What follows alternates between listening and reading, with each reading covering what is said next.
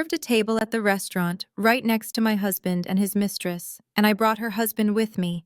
My name is Dominique, and at 34 years old, I thought I had built the perfect life in Atlanta. I am the chief financial officer of a major healthcare conglomerate, and I live in a $2 million estate in Buckhead. But last week, I found out that my husband Terrence has been funding his affair with a 24-year-old intern using my money. He thought he was smart hiding the transactions under business expenses, but he forgot one thing. I do not just read numbers, I interrogate them. When I saw the reservation confirmation for Le Jardin, a Michelin star restaurant he told me was too pretentious for my birthday, I did not cry. I did not scream. I booked the table right next to them. Before I destroy their lives in front of the entire restaurant, let me tell you how I caught them. Please like and subscribe if you have ever had to remind a man exactly who signed the checks. Numbers have never lied to me. People lie, husbands lie, but a bank statement is a confession if you know how to read it. It was Tuesday night, and the sprawling silence of our 5-bedroom home felt heavier than usual. I was sitting in my home office, surrounded by dual monitors, reviewing our joint tax filings. Terrence was downstairs playing video games on the 80-inch television I bought for his birthday. He told everyone on Instagram that he was a successful business consultant, but the spreadsheets in front of me told a different story. For the third year in a row, his contribution to our household income was zero. Actually, it was negative. I was covering the mortgage, the luxury car leases, and the country club membership he insisted we needed for networking. I did not mind carrying the load because in our community, Black excellence often requires a team effort, and I was raised to support my Black man. But then I saw it. A charge for $850 at Le Jardin, dated last Friday. I froze.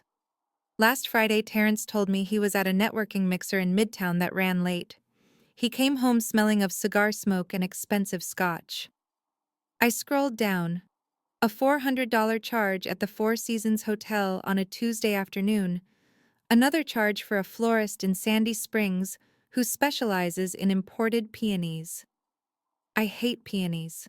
My heart did not break. It hardened. I felt that familiar coldness wash over me, the same steel spine I used in boardrooms full of white men waiting for me to fail. I did not storm downstairs to confront him. That is what an emotional woman would do, and Terrence always loved to call me emotional to dismiss my valid concerns. Instead, I logged into our cloud account and tracked his location history. It had been disabled. Smart, but not smart enough. I opened the app for the toll pass on his Mercedes. The timestamps matched the charges. I picked up my phone and called a private investigator I use for corporate background checks. I need a surveillance package on my husband, I said, keeping my voice level. I want photos and I want to know who she is. Do not be discreet, be thorough. By Thursday morning, a courier delivered a manila envelope to my office. I opened it, and the air left my lungs. The woman in the photos was not just some random girl from a club. It was Serenity, the 24-year-old wife of Preston Vance. Preston was a venture capitalist and one of the most powerful white men in Atlanta. More importantly, he was the investor Terrence had been trying to pitch his failing consulting firm to for months. I looked at the photo of Terrence kissing her in the passenger seat of the car I paid for. The audacity was breathtaking. He was sleeping with the wife of the man he needed to save his career, and he was using my money to do it. My phone buzzed on the mahogany desk. It was a text from Terrence. Hey babe, got a huge meeting Friday night with a potential angel investor. Might run late, do not wait up. I looked at the text, then back at the photo of him grabbing Serenity's waist. I typed back. That sounds amazing, baby. I know you will close the deal. Make sure you wear your best suit.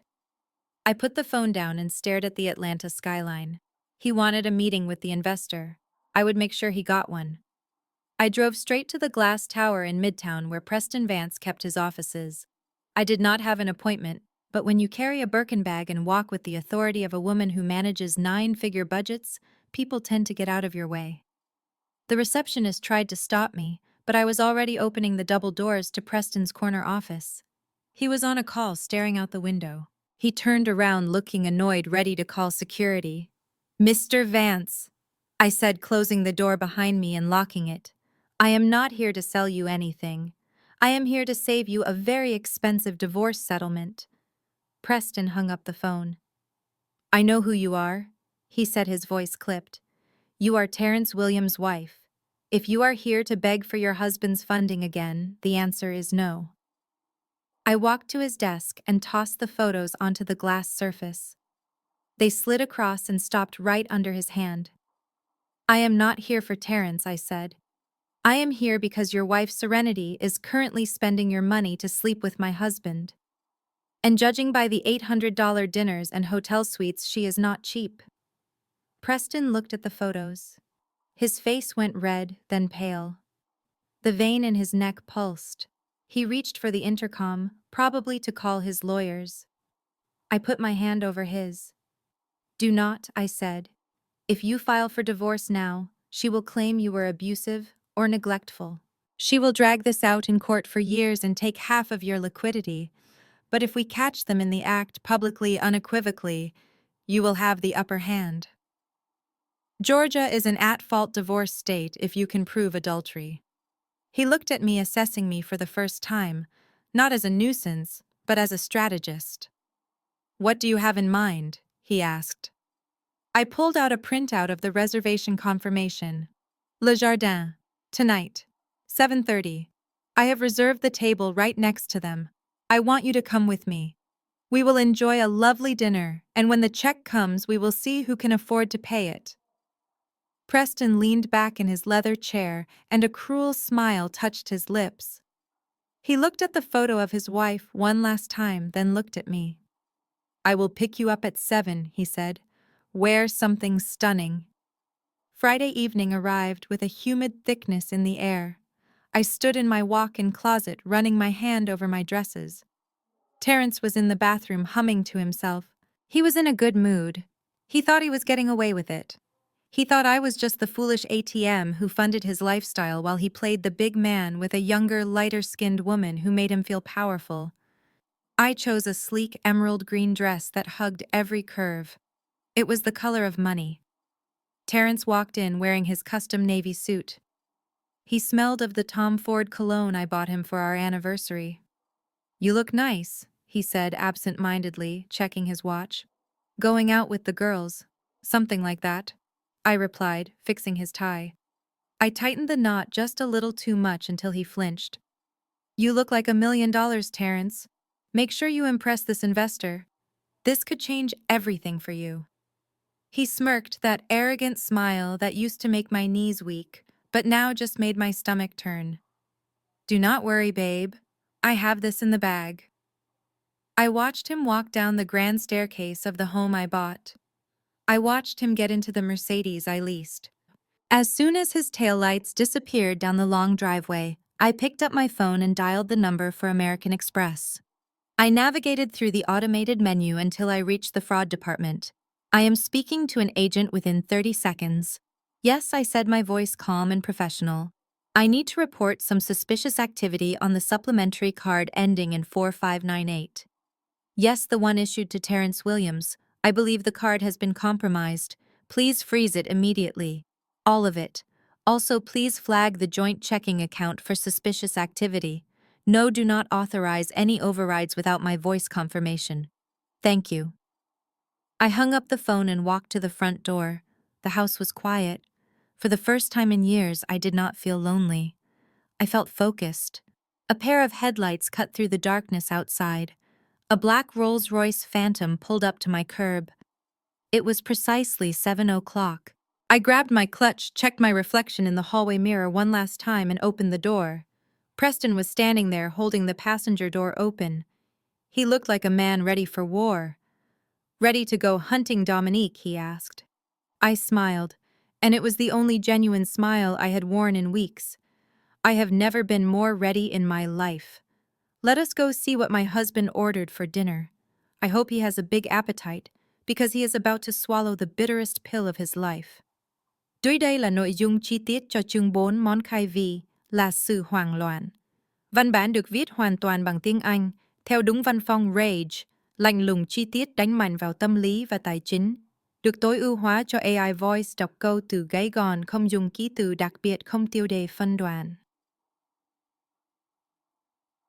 Le Jardin was the kind of establishment where the lighting was scientifically designed to make everyone look 10 years younger and 3 tax brackets richer. It smelled of truffle oil, vintage red wine, and the quiet confidence of old money.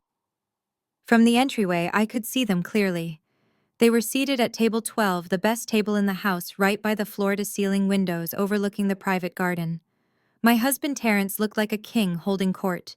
He was leaning back in his chair, laughing at something the girl said, swirling a glass of what looked like the 1996 Chateau Margaux.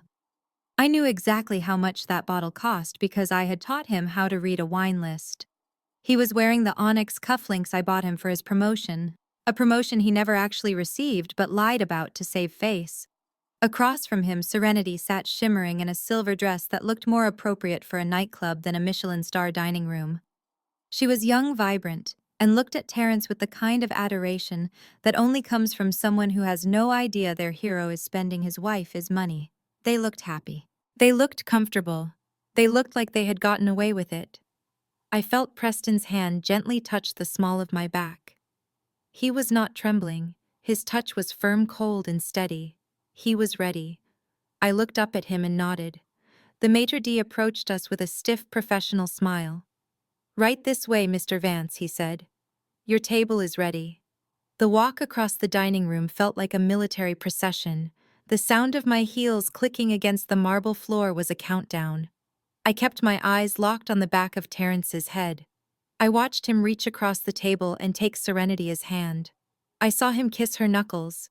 It was a gesture he used to do with me when we were first dating before the resentment and the financial sponging began. Seeing him do it with her did not hurt. It clarified things. It confirmed that the man I married was dead, and the thing sitting in that chair was just a liability I needed to liquidate. We reached table 14, which was directly adjacent to table 12. The tables were close enough that I could smell Serenity's perfume. It was sweet, cloying, and cheap. Terence was still focused on Serenity, his back to me, completely unaware that the executioner had just arrived. The maitre d' pulled out my chair, and the slight scrape of wood against the floor finally caught Terence's attention. He turned his head casually, likely annoyed that someone was encroaching on their romantic bubble. The moment our eyes met, time seemed to fracture. I watched the color drain from his face in real time. It started at his forehead and washed down to his neck, leaving him looking like a gray wax figure. His mouth opened but no sound came out. His hand, which had been caressing Serenity, his fingers went limp and dropped to the table with a dull thud. Serenity, noticing his sudden paralysis, turned around to see what he was looking at. Her eyes widened when she saw Preston standing next to me, buttoning his suit jacket with deliberate, slow movements. "Oh my goodness," I said, my voice bright and loud enough to carry across the silent dining room. "The world really is a small place, isn't it?" "Terence, darling, I had no idea you managed to get a reservation here. I thought you said this place was too pretentious for us." Terence tried to stand up, but his legs seemed to fail him. He slumped back into his chair, his eyes darting frantically between me and Preston, looking for an exit that did not exist. Dominique," he stammered.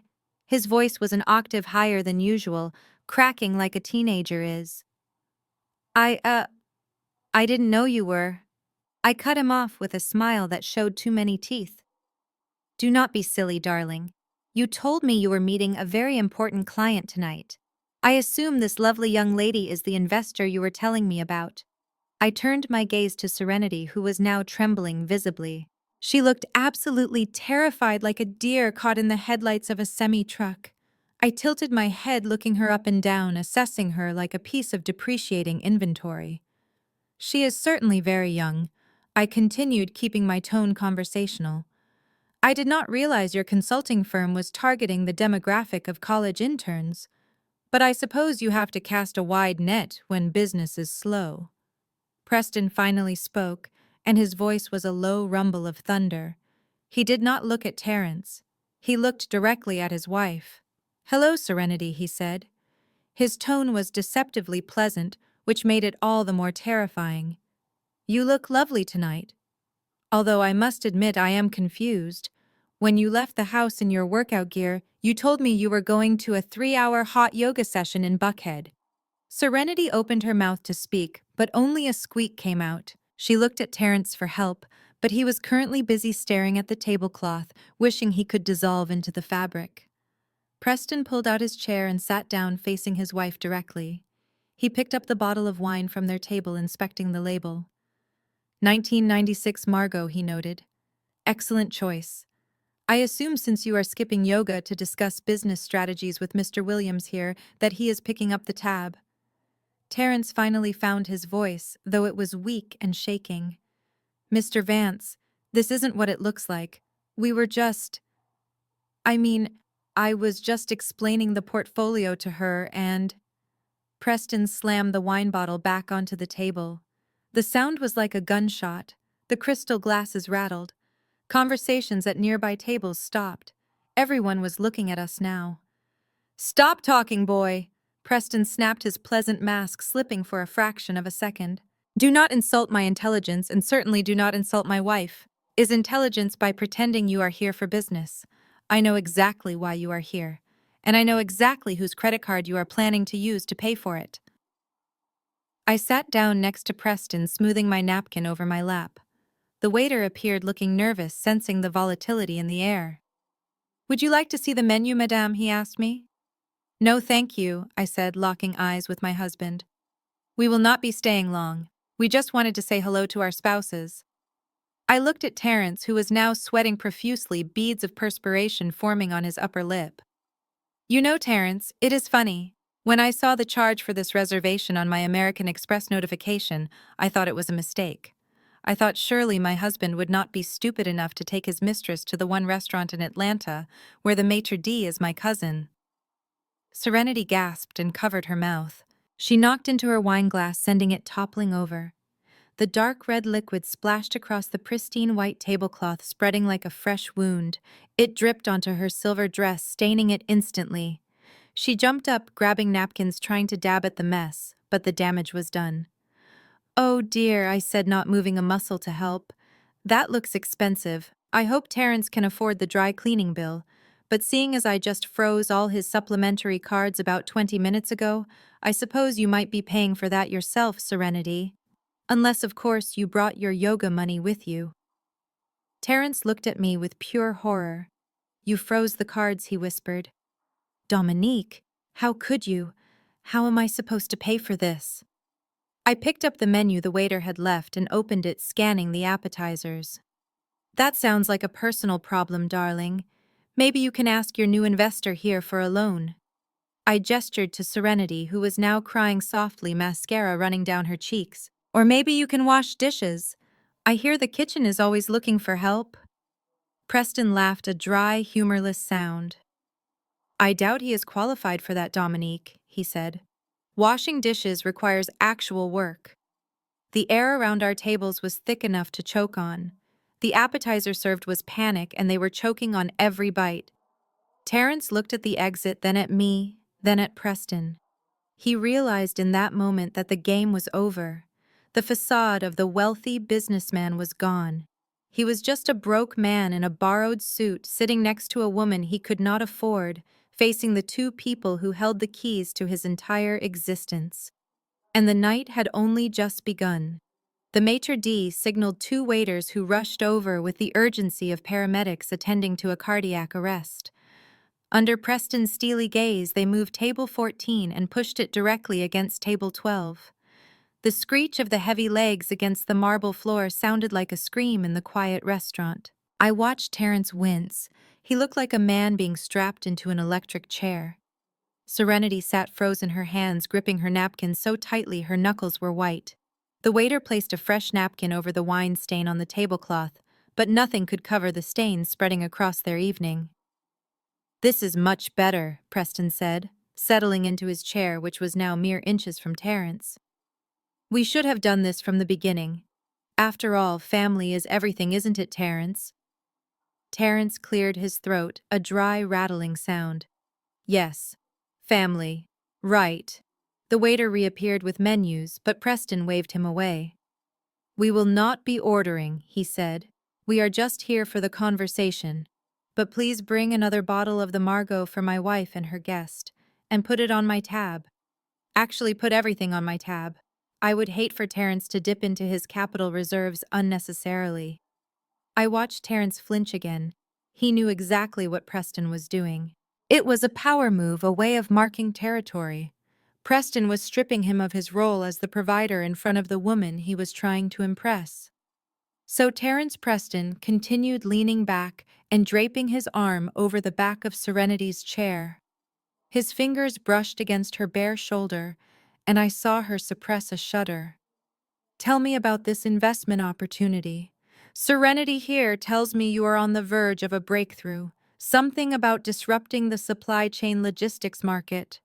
Terrence straightened his tie, trying to summon the ghost of the arrogant executive he played so well at home. Well, yes, Preston, the market is ripe for innovation. We are looking at a Q3 launch with projected returns of 20% within the first 6 months. 20%, Preston repeated, his voice flat.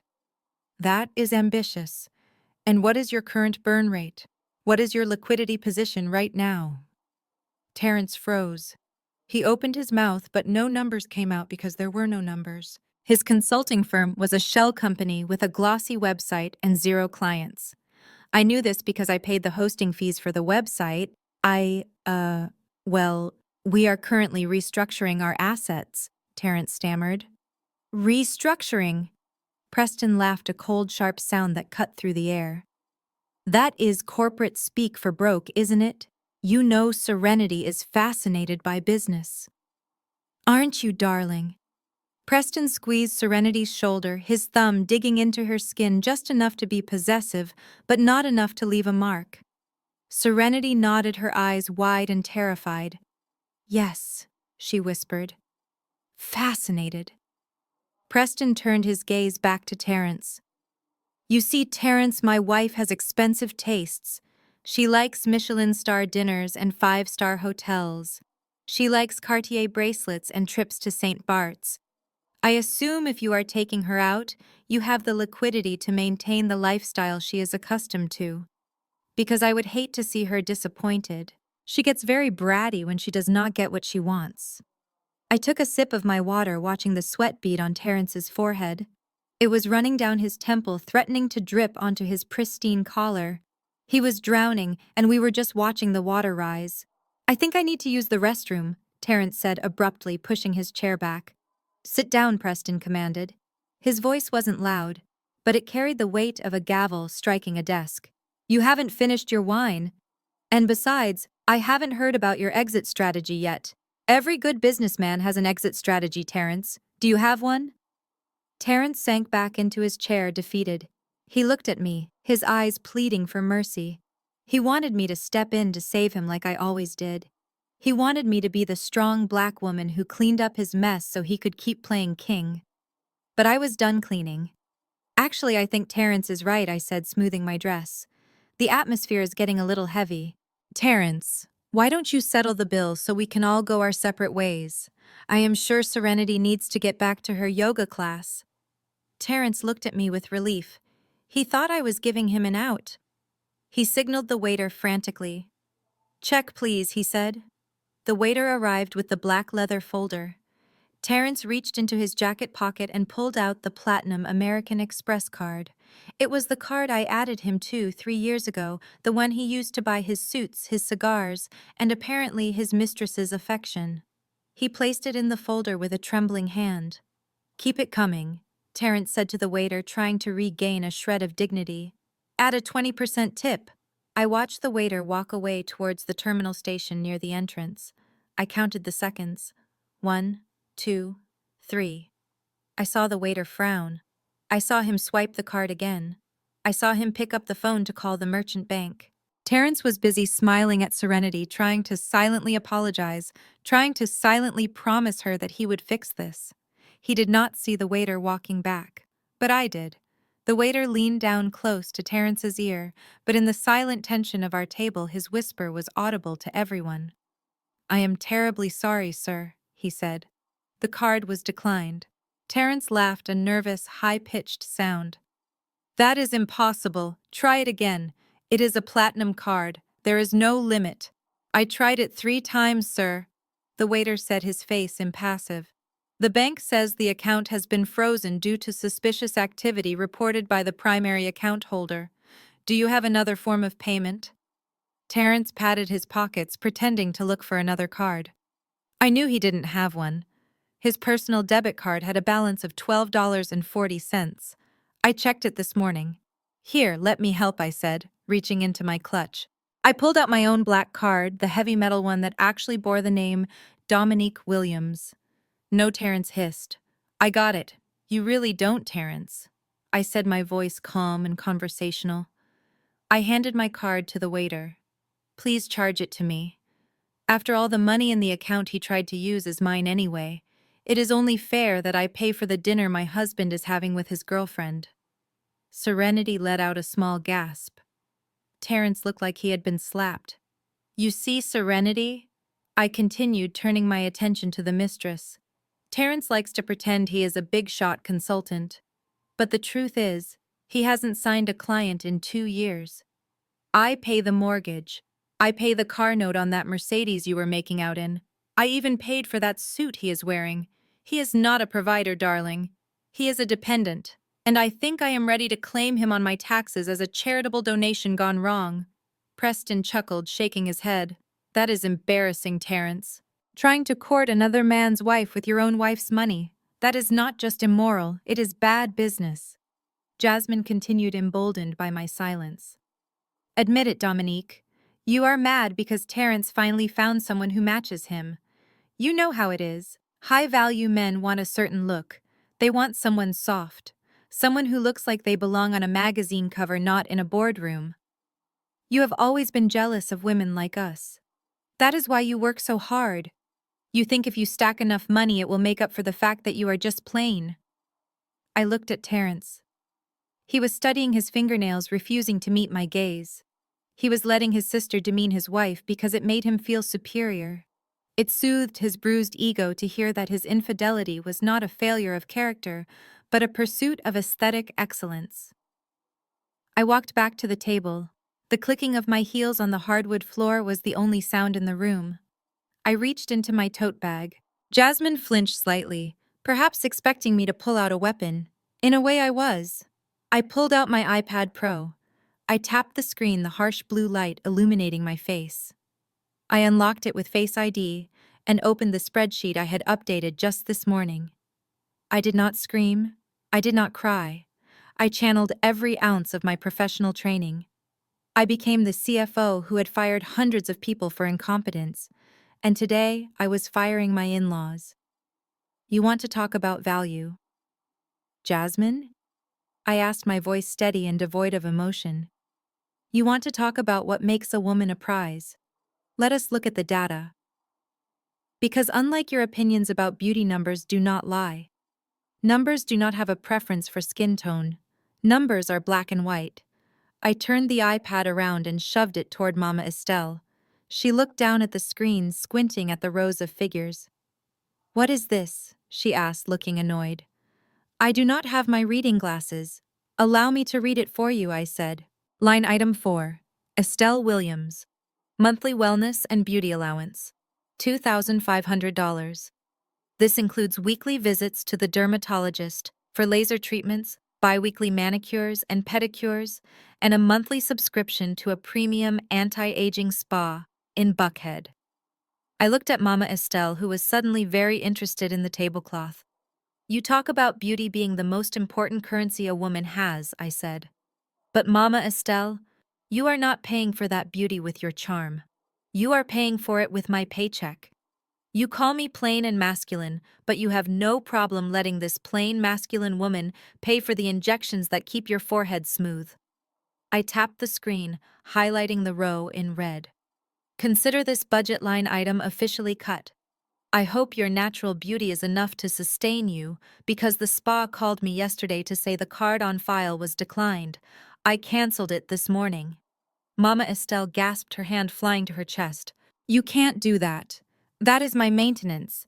I have an image to uphold in the church. Your image is no longer my investment. I replied coldly. I swiped to the next tab and turned my gaze to Jasmine. She was still standing with her hands on her hips, but the smirk was faltering.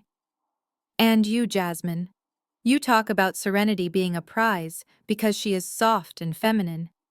You claim I am jealous of your looks, but let us look at what your beauty has actually purchased you. I pointed to a figure on the screen. $32,000. That is the annual tuition for your son Marcus at the prep school in Sandy Springs. Jasmine's eyes widened.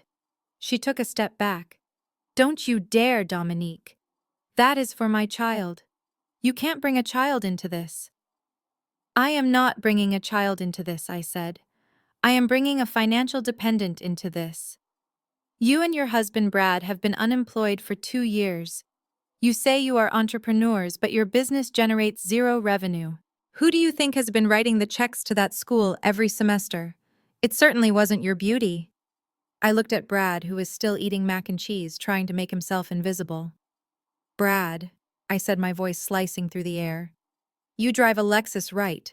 The lease payment is $780 a month. Who pays that? Brad stopped chewing. He looked at Terrence for help, but Terrence was effectively a statue. I pay it. I answered for him. I pay for the car. I pay for the school. I pay for the cell phone plans you are all using to text each other about how ugly I am. I tapped the screen again, turning the entire column red. Effective immediately, all third-party payments are terminated. Jasmine, if you want Marcus to stay in that school, I suggest you ask Serenity for a loan. Since she is such a high-value woman, surely she has $30,000 lying around to help her boyfriend's nephew. Jasmine screamed. A high-pitched sound of pure entitlement. You are a monster. You are punishing a child because you can't keep a man. You are doing this out of spite. You are just bitter and hateful. I am not bitter, I said, picking up my iPad and slipping it back into my bag. I am balancing the books. You said it yourself, Jasmine. I am just a wallet to you. Well, the wallet is closed. It is empty. It has been stolen by a prettier, softer woman. Go ask her for money. I turned to leave, but Terrence finally stood up. He slammed his hand on the table, rattling the china. Dominique, stop, he shouted. You are taking this too far. This is my family. You can't just cut them off like they are employees. We made a commitment to look after them. We did not make a commitment, Terrence. I corrected him, spinning around to face him. I made a commitment. You made a contribution of zero. You have never paid a single bill for your mother or your sister. You just promised them things and then handed me the invoice. You played the big man with my money. Well, the show is over. Mama Estelle stood up, shaking with rage. Get out, she hissed. Get out of my house, you ungrateful heifer. After everything we did for you, we welcomed you into this family. We tolerated you. And this is how you repay us, by trying to destroy us. I laughed. It was a dark, humorless sound that bubbled up from my chest. Welcomed me, I asked. You tolerated me because I was useful. You tolerated me because I paid for the roof over your head. This house, Mama Estelle, this house that you are kicking me out of is in my name. I bought it. I pay the taxes on it. I looked around the room, memorizing the look of panic on their faces. I will leave, I said, walking to the front door. But remember this. When the power gets cut off next week, it is not because I am cruel. It is because you are broke. And all the beauty in the world won't keep the lights on. I opened the heavy wooden door, and the humid air of the afternoon rushed in, meeting the air-conditioned chill of the house. Behind me, the screaming started. Jasmine was sobbing, shouting that I was ruining her life. Mama Estelle was calling on Jesus to strike me down. Terrence was yelling at them to shut up. I walked down the steps, feeling lighter with every stride. The insults about my skin and my hair and my body faded into background noise. They could call me whatever they wanted. They could call me ugly. They could call me masculine. They could call me cold. But they could never call me again for money. I climbed into my car and locked the doors. Through the window, I saw Jasmine running out onto the porch, waving her arms, her face twisted in an ugly mask of fury. She looked desperate. She looked like someone who had just realized that her currency had no value in the real world.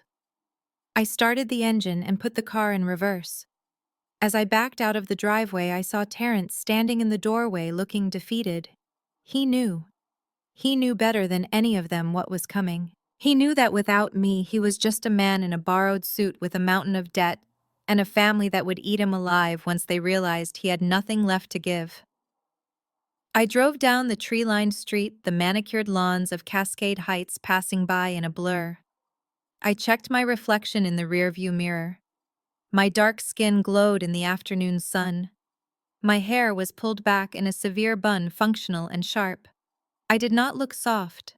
I looked strong. And for the first time in my life, I realized that was exactly what I wanted to be. I was not a trophy. I was the champion. And champions do not pay for the spectators to boo them. Desperation has a distinct smell. It smells like stale sweat, cheap beer, and the ozone tang of a bad idea forming in a small mind. After I walked out of Mama Estelle's house and cut off the financial supply line, I knew they would not just sit there and accept their new reality. Parasites do not detach quietly. They burrow deeper. They thrash. And when they realize the host is finally fighting back, they try to infect the brain. I expected anger. I expected nasty text messages, but I did not expect Brad to become the mastermind of their downfall. Brad was my sister-in-law, Jasmine's husband. He was a man who had turned mediocrity into an art form. He was the kind of guy who had a lot of opinions about the economy but had not held a steady job since the Obama administration. He spent his days gambling on sports apps, using money I provided for his son's tuition, and telling Terrence that he was the victim of a controlling woman. That Sunday evening, while I was sitting in my home office reviewing the security feeds from my newly installed system, I watched the conspiracy unfold. I had not just cut them off, I had bugged the dining room before I left. Call it paranoia, or call it being a forensic accountant who knows that the numbers always tell a story, but I needed to know their next move. Through the grainy audio feed, I heard Brad's voice. He sounded excited the way a hyena gets when it spots a wounded gazelle. "She cannot do this, Terrence," he said, his mouth full of food. "It is financial abuse. That is what it is. She is using money to control you. That is grounds for a lawsuit." I took a sip of my wine and leaned back in my Herman Miller chair. Financial abuse. The audacity was almost impressive. "You are right," Brad Jasmine chimed in. "She is holding the assets hostage, Terrence. That house is marital property. It does not matter if her name is on the deed. You lived there. You contributed to the lifestyle. By law, half of that equity is yours." I laughed out loud in my empty house. Contributed to the lifestyle. Unless playing Call of Duty and drinking my scotch counted as a contribution, Terrence had contributed nothing but carbon dioxide. "So what do we do?" Terrence asked, his voice sounding small and frightened. "She froze the cards, Brad. She canceled the lease." "I have nothing." Brad slammed his hand on the table. "We strike first. We sue her for distress and we demand an emergency injunction to unfreeze the assets. But we need leverage. We need the deed to the house. And we need those trust fund documents she keeps in the safe. If we can prove she was hiding money or moving assets before filing for divorce, we can claim she is defrauding the marital estate. We can get everything, Terrence. We can leave her with nothing." The plan was so legally unsound, it was laughable. But to a desperate man like Terrence, it sounded like a lifeline. "We have to get those papers." Brad continued, dropping his voice to a conspiratorial whisper. "Tonight. She is going to be at that charity gala at the High Museum. The house will be empty. We go in, we crack the safe, we get the documents, and we bring them to my buddy who is a paralegal. He will draw up the papers by morning." I looked at the clock. It was 6:30. They were right about one thing. I was scheduled to attend the gala. But what they did not know was that I had canceled my appearance the moment I left Mama Estelle's house. I had a feeling the show was going to be much more entertaining right here at home. I spent the next 2 hours preparing. I did not put on a gala gown. I put on comfortable silk pajamas and a cashmere robe.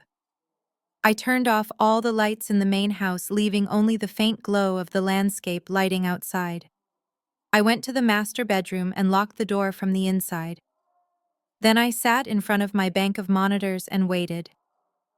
At 9:45, a beat-up sedan that belonged to Brad rolled down the street. It parked 2 houses away. Amateur hour. I watched on the perimeter camera as 2 figures dressed in dark hoodies crept through the azalea bushes lining my driveway. Terrence moved with the hesitation of a man who knew he was doing something wrong. Brad moved with the arrogance of a man who thought he was smarter than he actually was. They reached the front door. I watched Terrence reach into his pocket and pull out his key ring. He slid his key into the lock and turned it. Nothing happened. He jiggled it. He pushed the door. Still nothing. He looked confused. He did not know that I had a locksmith change every tumbler in the house within an hour of the restaurant incident. He changed the locks, Brad hissed loud enough for the doorbell camera to pick up. That witch. Try the back, Brad whispered. The patio door. The lock on that thing has been loose for years. They crept around the side of the house. I switched camera feeds following their progress like a director watching a scene. They reached the French doors leading to the patio. Terrence was right. The lock had been loose. But he had forgotten that I had it repaired 6 months ago when I upgraded the security system. He pulled on the handle. It held fast. Move over, Brad said. He picked up a decorative garden rock. I watched him weigh it in his hand. He was actually going to do it. He was going to break into the house his brother-in-law lived in for 5 years. Smash! The sound of glass breaking was sharp and violent. Brad reached through the shattered pane and unlocked the door. They stepped inside. The moment their feet touched the hardwood floor inside the living room, a silent alarm was triggered at the private security firm and the Atlanta Police Department. I did not set off the sirens. I wanted them to get comfortable. I wanted them to feel like they had succeeded. I watched them move through the dark house using their phone flashlights. They headed straight for the stairs. They were coming for the master bedroom. They were coming for the safe. They reached the bedroom door. It was locked. Kick it in, Brad whispered. She is not home. Nobody will hear. Terrence hesitated. This feels wrong, Brad. This is breaking and entering. It is your house, Brad snapped. You cannot break into your own house. Now kick the door. Terrence stepped back and drove his shoulder into the wood. The door splintered but held. He hit it again and again. On the third try, the frame gave way and they stumbled into the room. I was sitting in the corner in my wingback chair sipping my tea in the darkness. They did not see me. Their eyes were fixed on the wall safe behind the painting of the Atlanta skyline. There it is, Brad said, breathless. Open it. What is the code? Terrence walked over to the safe. His hands were shaking. It is our anniversary, he said. June 12th, 0612. He punched the numbers into the keypad. The panel beeped red. Error. He tried again. 0612. Error. Maybe she changed it, Brad said. Try her birthday. Terrence typed in my birthday. Error. Try the day you met. Try your social security number. They stood there for 5 minutes, punching in numbers, sweating, panicking. The safe went into lockdown mode after 5 failed attempts, emitting a low warning hum. Damn it, Terrence shouted, kicking the wall. She changed everything. Suddenly, the room was flooded with blinding light. I had hit the master switch on my remote. Terrence and Brad spun around, shielding their eyes. When their vision adjusted, they saw me sitting there calm, composed, and holding my phone. Hello, boys, I said, having trouble with the code. Dominique. Terrence gasped. He looked like he had seen a ghost. You were supposed to be at the gala. And you were supposed to be a law-abiding citizen, I replied. But life is full of disappointments, isn't it? Brad stepped forward, puffing out his chest. Listen, Dominique, we are just here to get what belongs to Terrence. You cannot keep his legal documents from him. We are not leaving without that deed. I stood up and walked over to the safe. I touched the keypad. It lit up.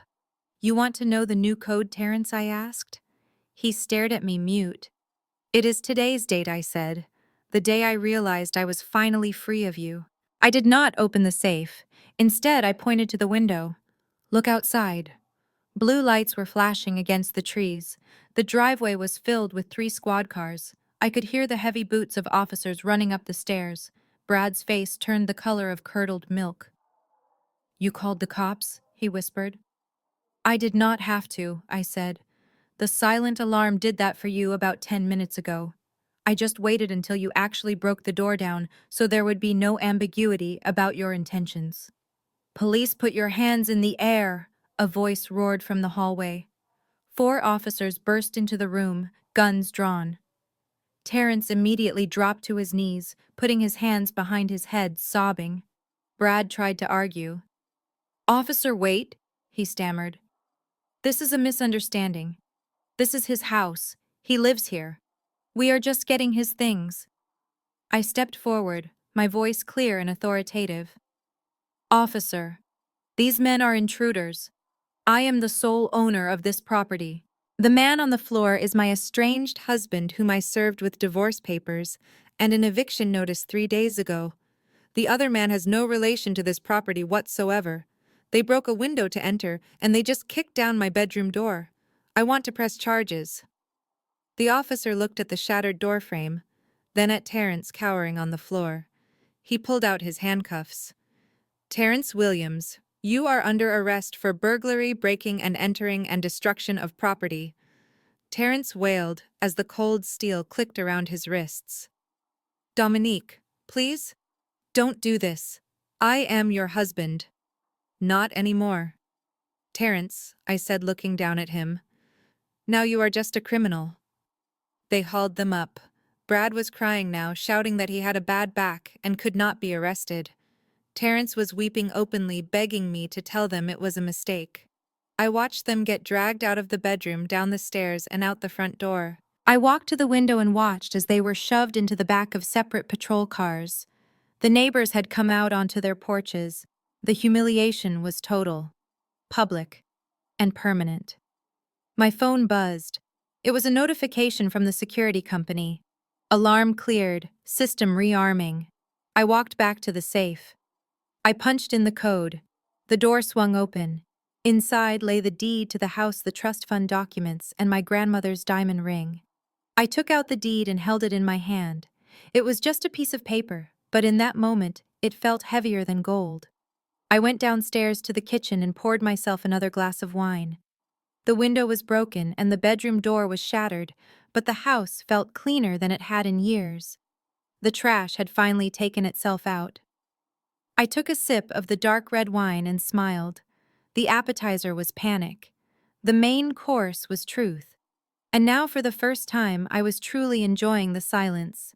It tasted like victory. The fluorescent lights of the Fulton County precinct buzzed with a sound that felt like a headache waiting to happen. The air smelled of stale coffee floor wax and the specific kind of misery that only accumulates in a place where bad decisions come to die. I walked through the double doors, wearing a trench coat over my silk pajamas and heels that clicked against the linoleum with the authority of a gavel strike. It was 3 in the morning. Most wives in this situation would be crying. Most wives would be frantically calling bail bondsmen and emptying their savings accounts to save their husbands from the indignity of a holding cell. But I was not most wives, and Terrence was no longer my husband. He was a defendant. I approached the front desk where a sergeant with tired eyes was typing slowly on a computer from the last decade. He looked up expecting to see another distraught family member ready to beg for leniency. Instead, he saw me calm, composed, and holding a sealed evidence bag containing a USB drive. "Can I help you, ma'am?" he asked, leaning back in his chair. "My name is Dominique Williams," I said, my voice steady. 2 men were brought in earlier tonight from my residence in Buckhead, Terrence Williams and Brad Johnson. I believe the charges were breaking and entering and burglary. The sergeant typed a few keys and nodded. Yeah, we got them back there. They have been making a lot of noise, claiming it is a misunderstanding, claiming they live there. Are you here to post bail? I let a small, cold smile touch my lips. No, Sergeant. I am absolutely not here to post bail. I am here to provide additional evidence to ensure that bail is set as high as possible. I placed the USB drive on the counter. This is the high-definition security footage from inside my home, I explained. It clearly shows the suspects throwing a rock through my patio door, bypassing the security system, and physically breaking down the door to my master bedroom. It also captures audio of them discussing their intent to steal documents from my safe. I want to make sure this is added to the file before they see a judge. The sergeant raised an eyebrow, picking up the drive. He looked at me with a newfound respect. Usually, we have to subpoena this kind of stuff. You are prepared. I am a forensic accountant, Sergeant, I replied. Documentation is my love language. Can I see them? I asked. The sergeant hesitated. It is late, ma'am. Visiting hours aren't until morning. I am not here to visit, I said. I am here to identify the intruders.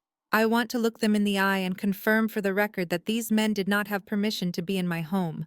He sighed and buzzed me through. Right this way.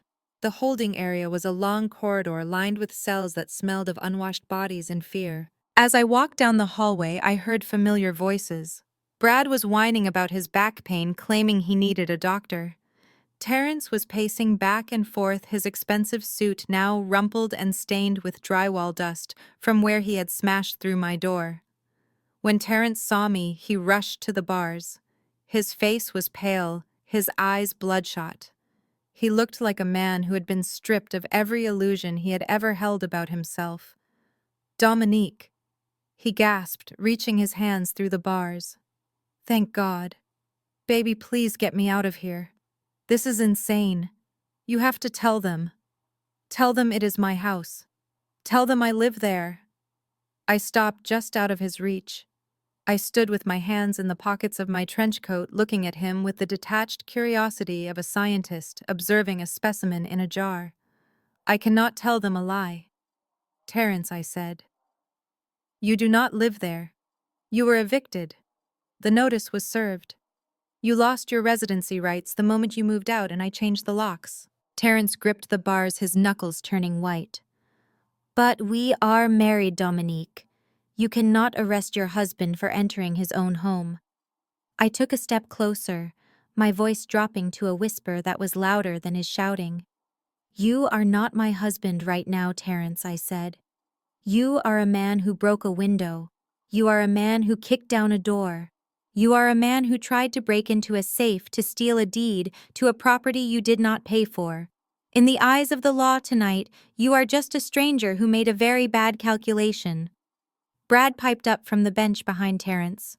Dominique, come on. I was just helping him move. I did not know he didn't have a key. You cannot leave me in here. I have claustrophobia. I looked at Brad, the man who had spent the last 2 years eating my food and calling me controlling behind my back. You should have thought about your phobias before you picked up that rock, Brad, I said. And before you try to blame Terrence, remember that my cameras pick up audio. I heard you tell him to kick the door in. I heard you tell him to steal the trust fund papers. You are not a helper, Brad. You are an accomplice. Terrence looked at me, tears streaming down his face. Dominique, please. I am sorry. Okay, I am sorry about the restaurant.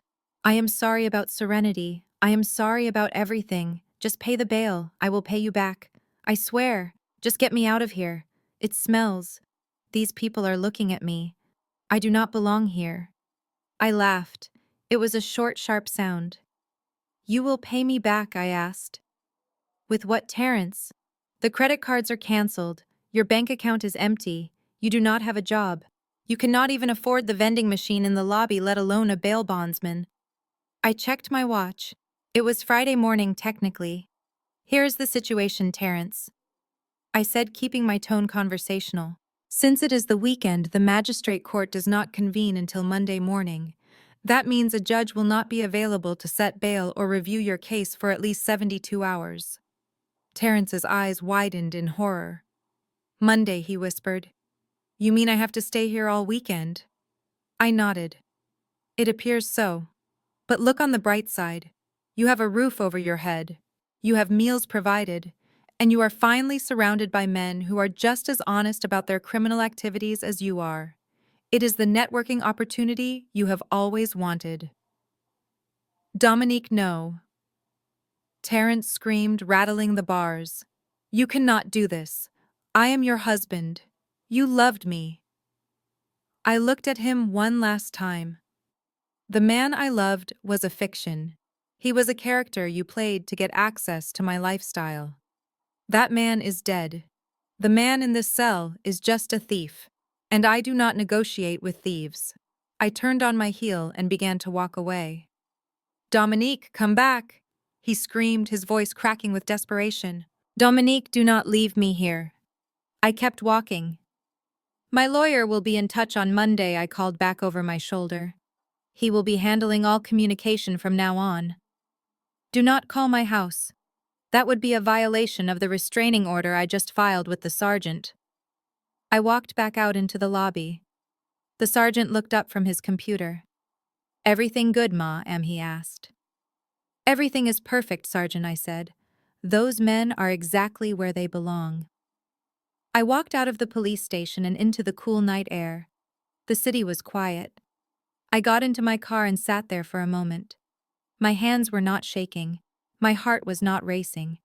For years I had spent my energy protecting Terence, saving him from his own incompetence, covering up his mistakes. I had been his shield, his bank, and his mother. Tonight, I had finally resigned from all those positions. I started the car and drove home. As I pulled into my driveway, I looked at the broken window. I would have to get that fixed tomorrow, but it was a small price to pay. I walked into my empty, silent house and locked the door. I went upstairs to the guest room since the master bedroom was a crime scene. I lay down on the bed and closed my eyes.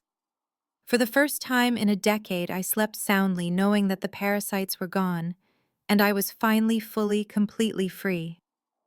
The weekend had just begun, and I intended to enjoy every second of it, while Terence enjoyed his view of a concrete wall. Monday morning arrived with the heavy atmosphere of a storm waiting to break.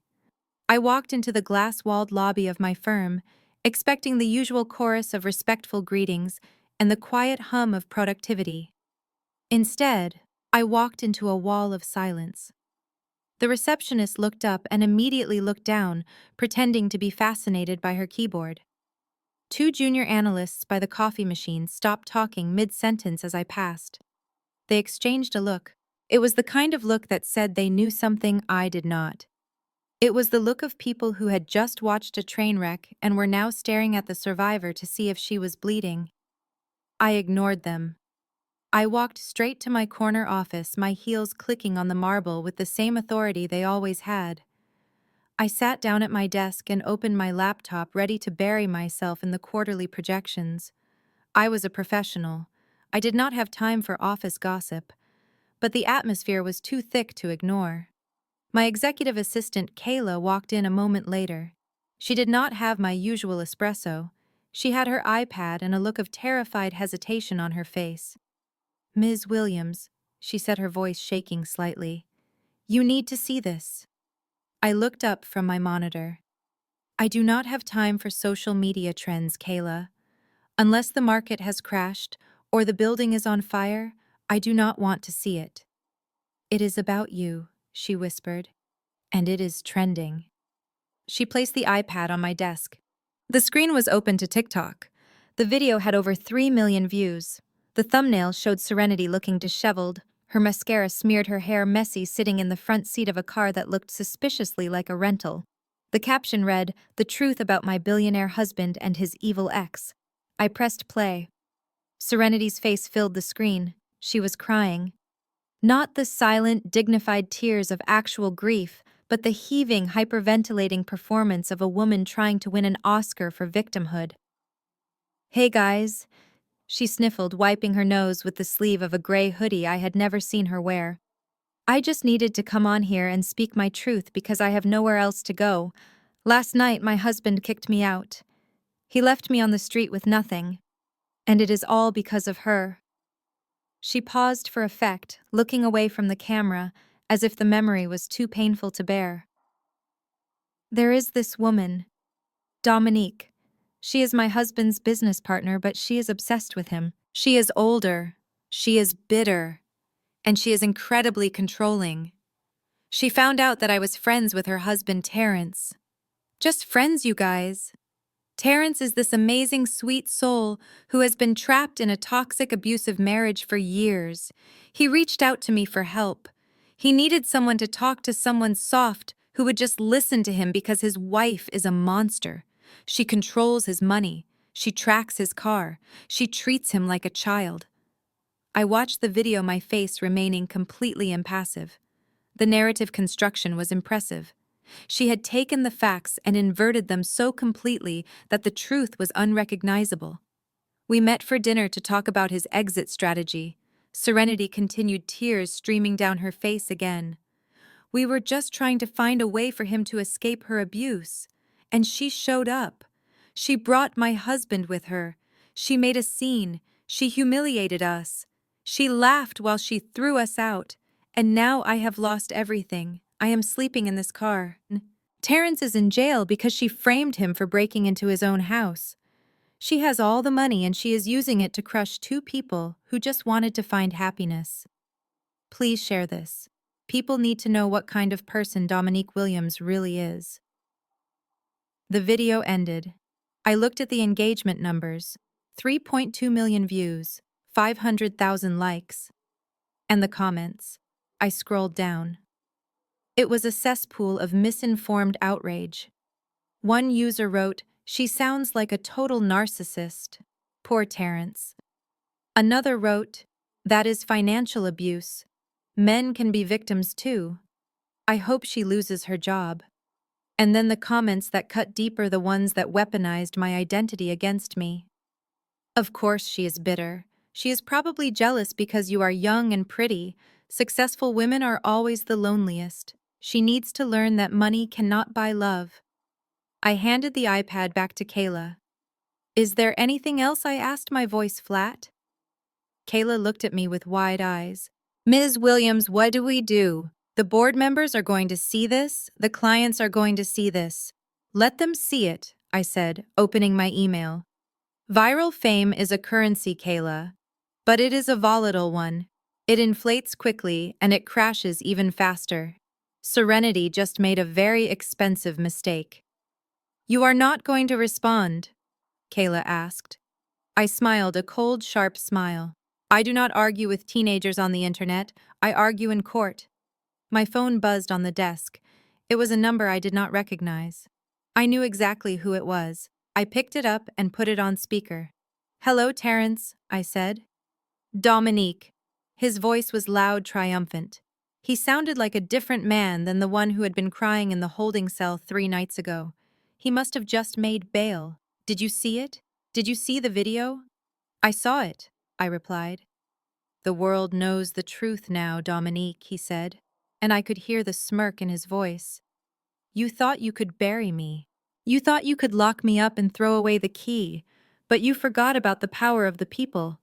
Everyone is on my side. Lawyers are DMing me right now offering to take my case pro bono. They are saying I have a strong case for spousal abuse and defamation." I leaned back in my chair, looking out at the Atlanta skyline. "Is that what they are saying, Terrence?" "Yeah, that is what they are saying. And Serenity. She is a star. People love her. They see her pain. You looked pretty bad in that story, Dominique. The evil rich witch. It fits you."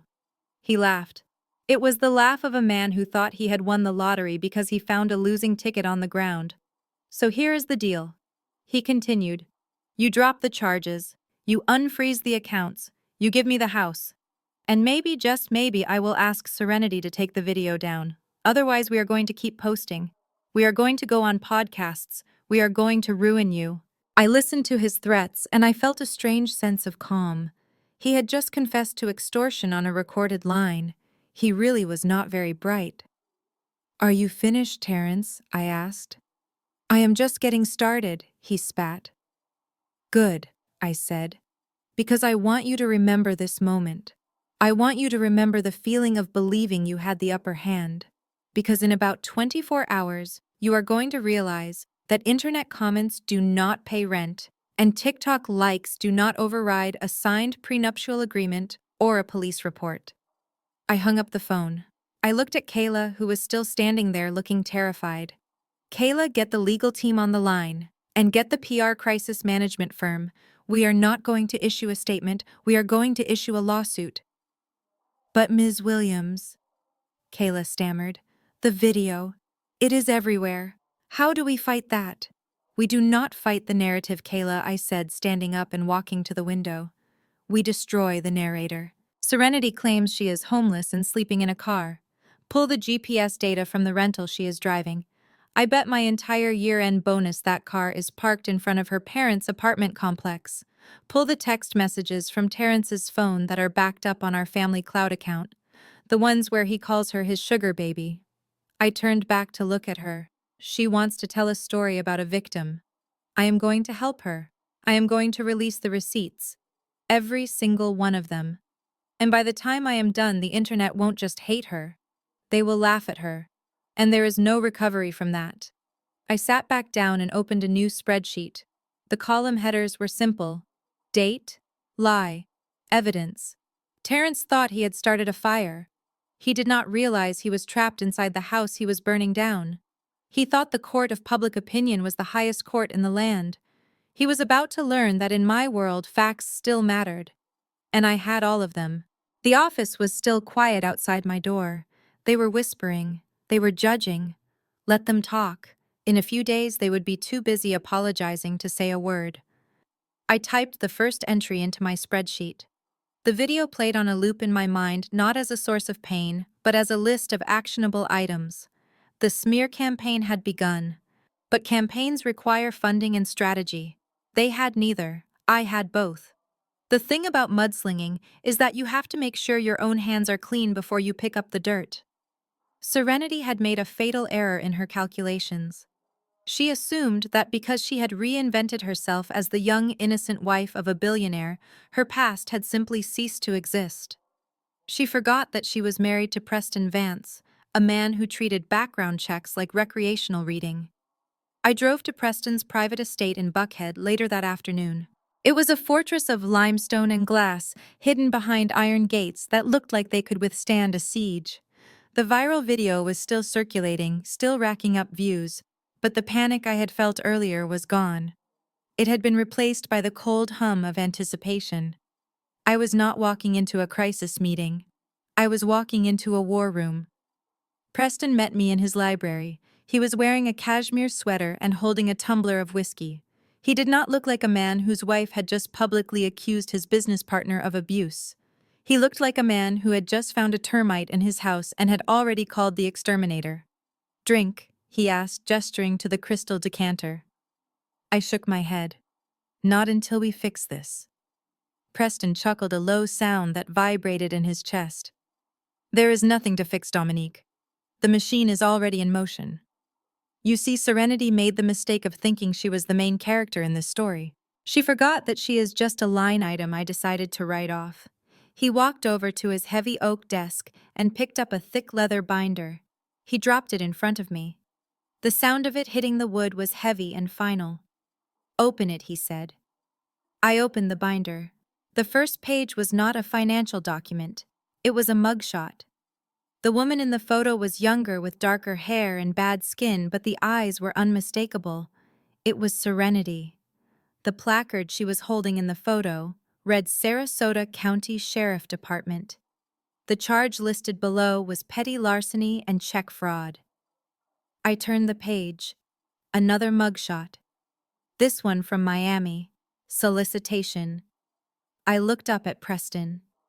"I knew she was an opportunist," I said.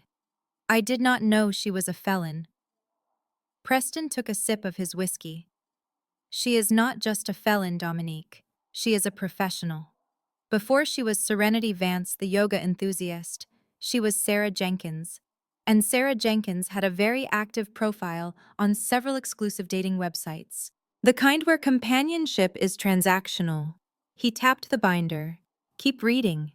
I flipped through the pages. It was a dossier of devastation. There were screenshots from a website called Sugar Baby Elite. There was her profile listing her monthly allowance requirements. There were reviews from men complaining that she had stolen watches and cufflinks after their dates. There was a police report from a department store in Buckhead, filed 3 years ago, detailing an incident where she was caught trying to swap price tags on designer handbags. She told me she was a student when we met. Preston said, his voice devoid of emotion. She told me she was studying art history. Apparently, she was studying the art of the con. I had my security team digging into this for months, Dominique. I was planning to use it during the divorce proceedings to void the prenup quietly. But since she decided to go on the internet and play the victim, I think it is time we share her resume with her new fan base. How do we release this? I asked, closing the binder. If it comes from us, it looks like retaliation. Preston smiled.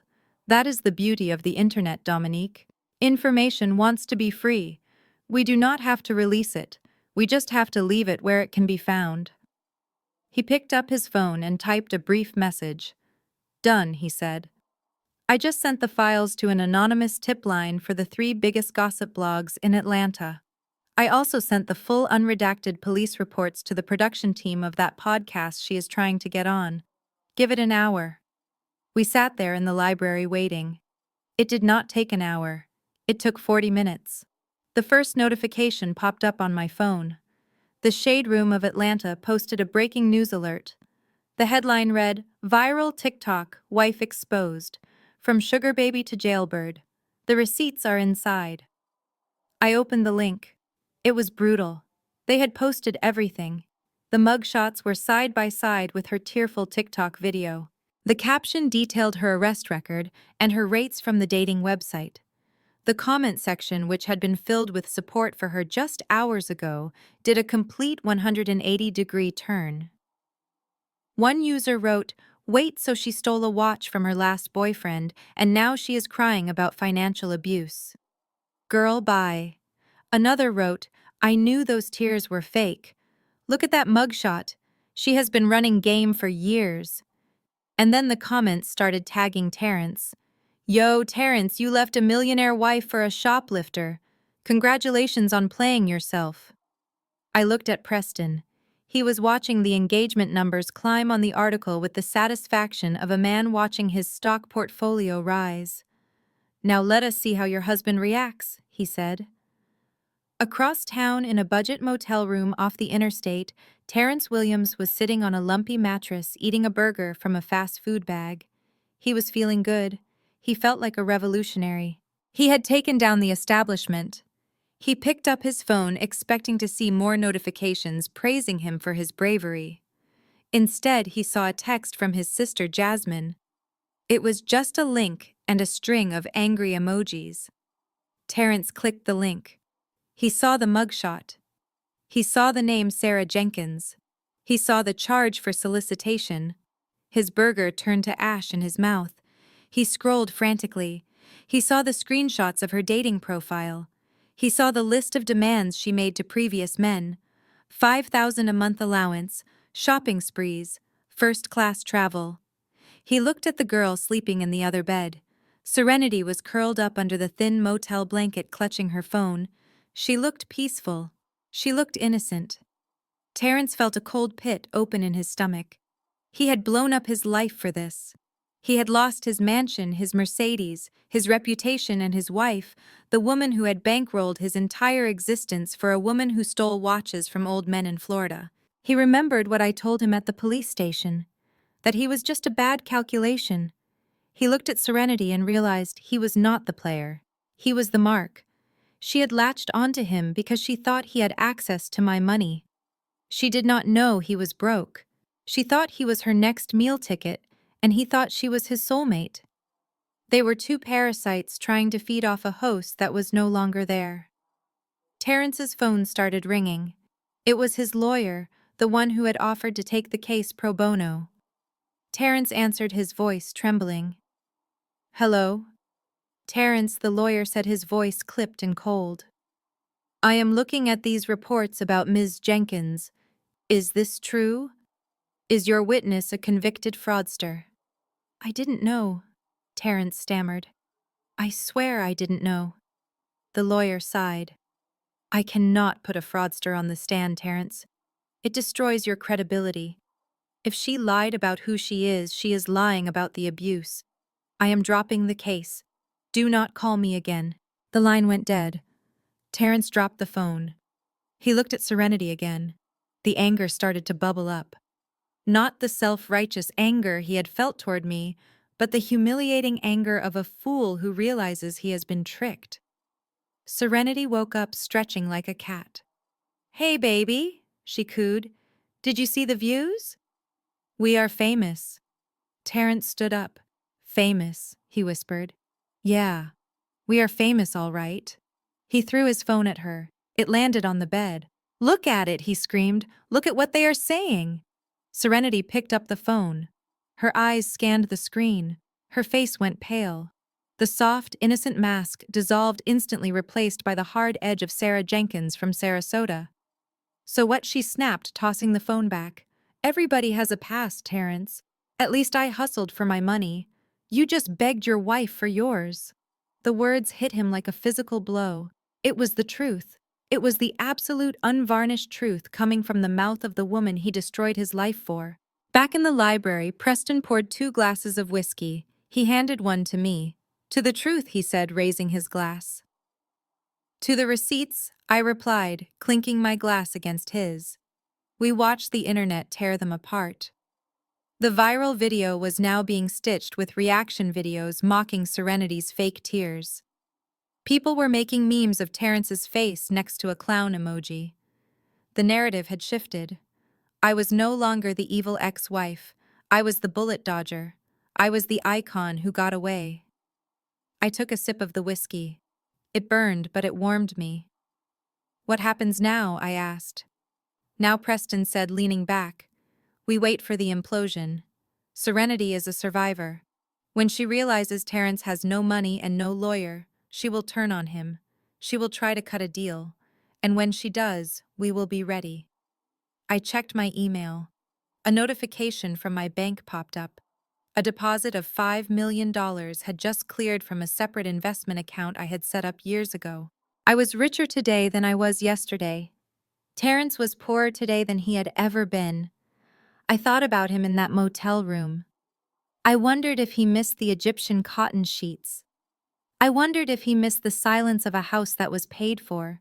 But mostly I wondered if he finally realized that the price of betrayal is always higher than the cost of loyalty. The sun began to set, casting long shadows across Preston's library. The war was turning. We had fired the cannon and the enemy ship was taking on water, and the best part was we didn't even have to aim. We just let the weight of their own lies sink them. Desperation is a powerful hallucinogen. It makes people see opportunities where there are only cliffs, and it makes them believe that a lie, if repeated loudly enough, can rewrite the laws of physics.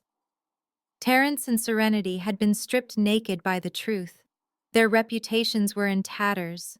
Their bank accounts were frozen, and the internet was laughing at them. Any rational person would have folded. They would have packed their bags and disappeared into obscurity.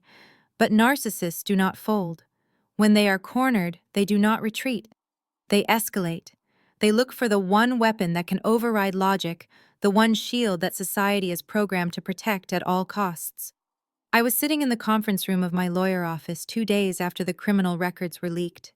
We were supposed to be finalizing the divorce settlement, but Terence had requested an emergency mediation. He claimed he had new information that would fundamentally alter the division of assets. I sat at the head of the mahogany table, my spine straight, my face a mask of bored indifference. My lawyer, Marcus, sat beside me, tapping his pen against a yellow legal pad. The door opened and Terence walked in. He was not wearing the defeated slump of a man who had spent the weekend in jail. He was walking with a strut, a bounce in his step that I hadn't seen since the days he thought he was a successful consultant. Behind him trailed Serenity. She was dressed differently today. Gone were the designer dresses and the flashy jewelry. She was wearing a modest white sundress and flat sandals. She looked demure, she looked fragile, and most importantly, she kept one hand protectively resting on her stomach. Mama Estelle brought up the rear. She pushed past Serenity and marched into the room like she owned the building. She glared at me with a mixture of hatred and triumphant glee. She pulled out a chair and sat down, crossing her arms over her chest. "We are not here to negotiate," Terence announced, remaining standing.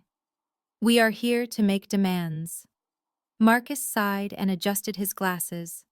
"Mr. Williams, you are currently facing charges for burglary, and your financial situation is precarious at best. I would suggest you sit down and listen to the offer Ms. Williams has generously prepared."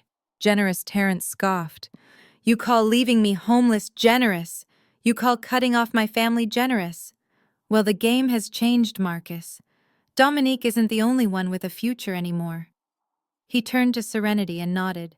She stepped forward, looking down at her hands, and then up at me with wide, tear-filled eyes. "I am pregnant," she whispered. The room went silent. I looked at her stomach. I looked at Terence. And then I looked at the calendar in my head, calculating dates and probabilities. I felt a bubble of laughter trying to rise in my throat, but I swallowed it down. Mama Estelle slapped the table, her face beaming with a joy that was entirely performative. "Did you hear that, Dominique?" she crowed. "A baby. A Williams baby. My son is going to be a father. A real father." She turned to look at me, her eyes raking over my body with contempt. "Finally, we are going to have a legacy in this family," she continued, her voice dripping with venom. "God has blessed us." He saw that Terence was trapped with a barren, cold woman who cared more about spreadsheets than family, and he provided a miracle. Serenity is going to give him what you never could. A son. A bright-skinned, beautiful grandson who will carry on the name. The insult was precise and practiced. For years, Mama Estelle had made subtle digs about my focus on career over children. She had implied that my womb was as dry as my personality. Now she was saying it loud and clear. She was weaponizing biology to elevate the mistress and degrade the wife. Terence puffed out his chest, placing a hand on Serenity's shoulder. "That is right," he said. "Serenity is carrying my child, my heir. And because of that, everything changes. You cannot kick a pregnant woman out on the street, Dominique. No judge in Georgia will allow it. We need the house." "Excuse me," I said, breaking my silence. "You heard me," Terence said, his confidence swelling. "I need the Buckhead estate. I need a stable environment to raise my child. You have the money, Dominique. You can go buy a condo somewhere. You can live in a hotel for all I care. But my son needs a backyard. He needs a nursery. He needs the life that I am accustomed to. And money," Mama Estelle added. "You need to unfreeze those accounts immediately. Babies are expensive. Serenity needs the best doctors. She needs stress-free living. You are stressing her out with all these lawyers and police reports. If she loses this baby because of you, Dominique, the blood will be on your hands." I watched them. I watched the three of them weaving this narrative of victimhood and sanctity. They were using an unborn child, a hypothetical life, as a battering ram to break back into my bank account. It was grotesque. It was desperate. And it was exactly what I expected. Terence leaned over the table, his hands gripping the edge. "I want $5 million in a trust for the child," he demanded. "I want the house deed transferred to my name, and I want monthly spousal support of $20,000 reinstated. In exchange, I will drop the lawsuit for emotional distress, and I will convince Serenity not to press charges for the cyberbullying campaign you launched against her." Marcus looked at me, waiting for my signal to tear them apart legally. He knew we could demand a paternity test. He knew we could drag this out until the child was born. But he did not know what I knew. I looked at Terence. I looked at the man I had married 5 years ago. I looked at the man who stood there claiming to be a patriarch, claiming to be a creator of life. "Are you sure, Terence?" I asked, my voice soft, almost gentle. "Am I sure of what?" he snapped. "Are you sure you are the father?" I asked. Serenity gasped, clutching her pearls. How dare you? I have been faithful to him since the day we met. Unlike you who abandoned him emotionally. Terence sneered. Of course I am the father. Am. Who else would it be? I am a virile man, Dominique. Just because nothing happened with you doesn't mean the machinery doesn't work. Maybe the problem was the soil, not the seed. Mama Estelle cackled. Tell her, son. Tell her. She is just jealous. She is sitting there drying up like an old prune while serenity is blooming. It kills you, doesn't it, Dominique, to know that another woman succeeded where you failed, to know that Terence is building a family without you. I leaned back in my chair, interlacing my fingers. I did not feel jealousy. I did not feel anger. I felt the profound sadness of watching a man step off a ledge because he believed he could fly. I am not jealous, Mama Estelle, I said. I am actually quite relieved. Relieved? Terence asked, confused. Yes, I said. Because if Serenity is pregnant and if she claims you are the father, then we certainly have a lot to discuss. But not here, not in a mediation room. I stood up, smoothing down my skirt. Marcus, I said, turning to my lawyer. Schedule a court date. Let us skip the mediation. If there is a child involved, we need to make sure everything is done on the public record. We need a judge to oversee the support agreement. But Terence stammered. We can settle this now. Just sign the papers, Dominique. Give us the money and we go away. I smiled. Oh no, Terence. A child is a blessing. A child deserves the truth. And I want to make sure that this child gets exactly what it is entitled to. I looked at Serenity. She was shifting uncomfortably. She was a con artist, and con artists have an instinct for when the mark is not buying the pitch. She saw something in my eyes that terrified her. You are pregnant, Serenity, I asked directly. Yes, she said, her voice losing some of its conviction. 7 weeks. Congratulations, I said. Truly. Creating life is a miracle. I turned to Mama Estelle.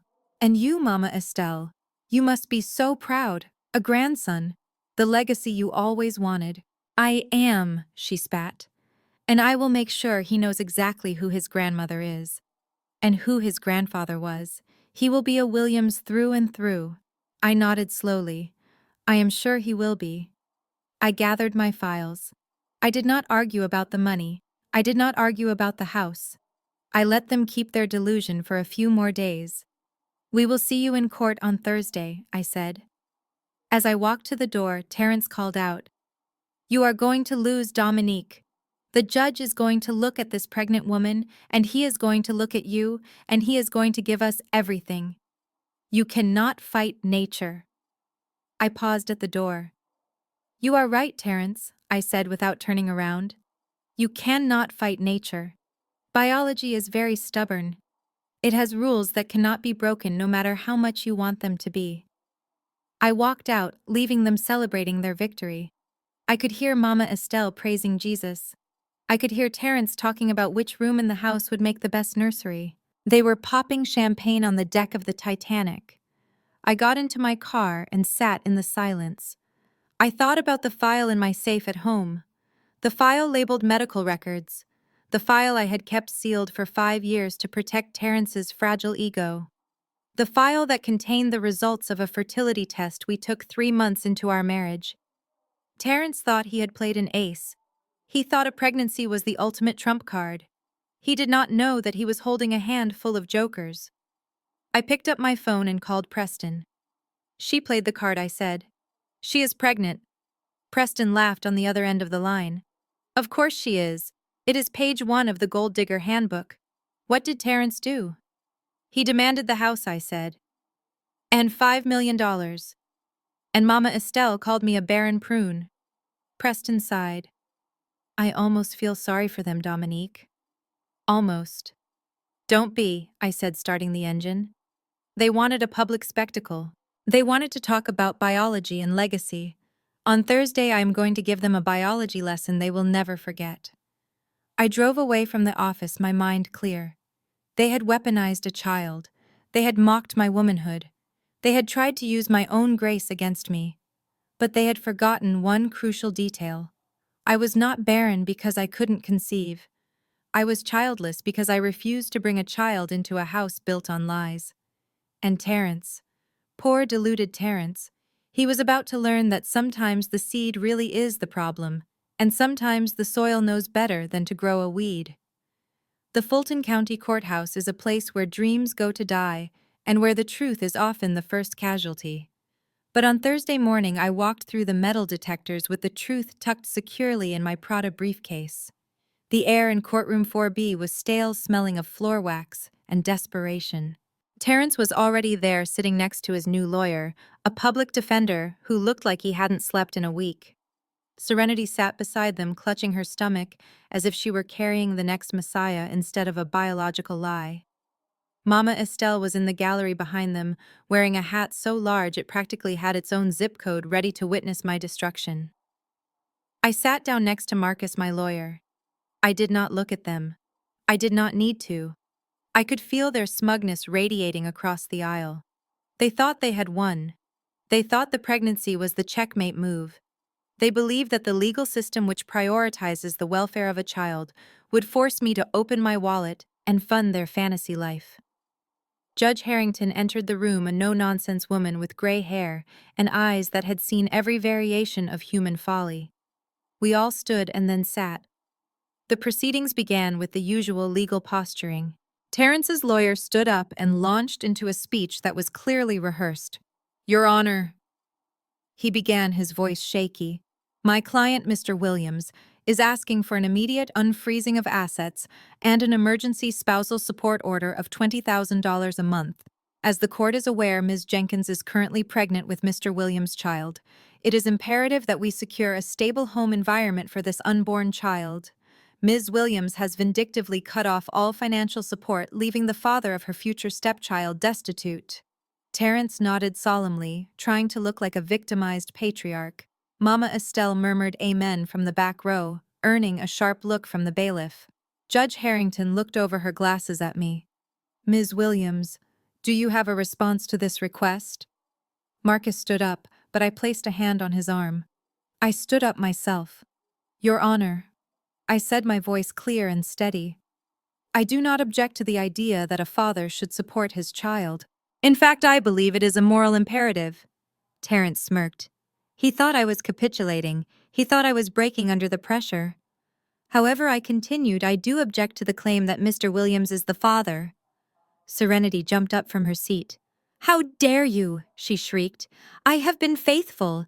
This is his baby. You are just jealous because you are barren."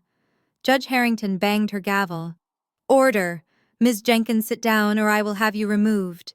Serenity sat down, huffing, but she looked nervous. She looked at Terence for reassurance. "Your Honor," Terence said, standing up, "this is just another delay tactic. We were married for 5 years. We were trying for a baby. The only reason we didn't have one is because she couldn't. Serenity is fertile. I am fertile. The math is simple." I walked to the center of the room. I was holding a sealed file. "The math is indeed simple, Terence," I said, turning to face him. "But you are using the wrong variables." I turned back to the judge.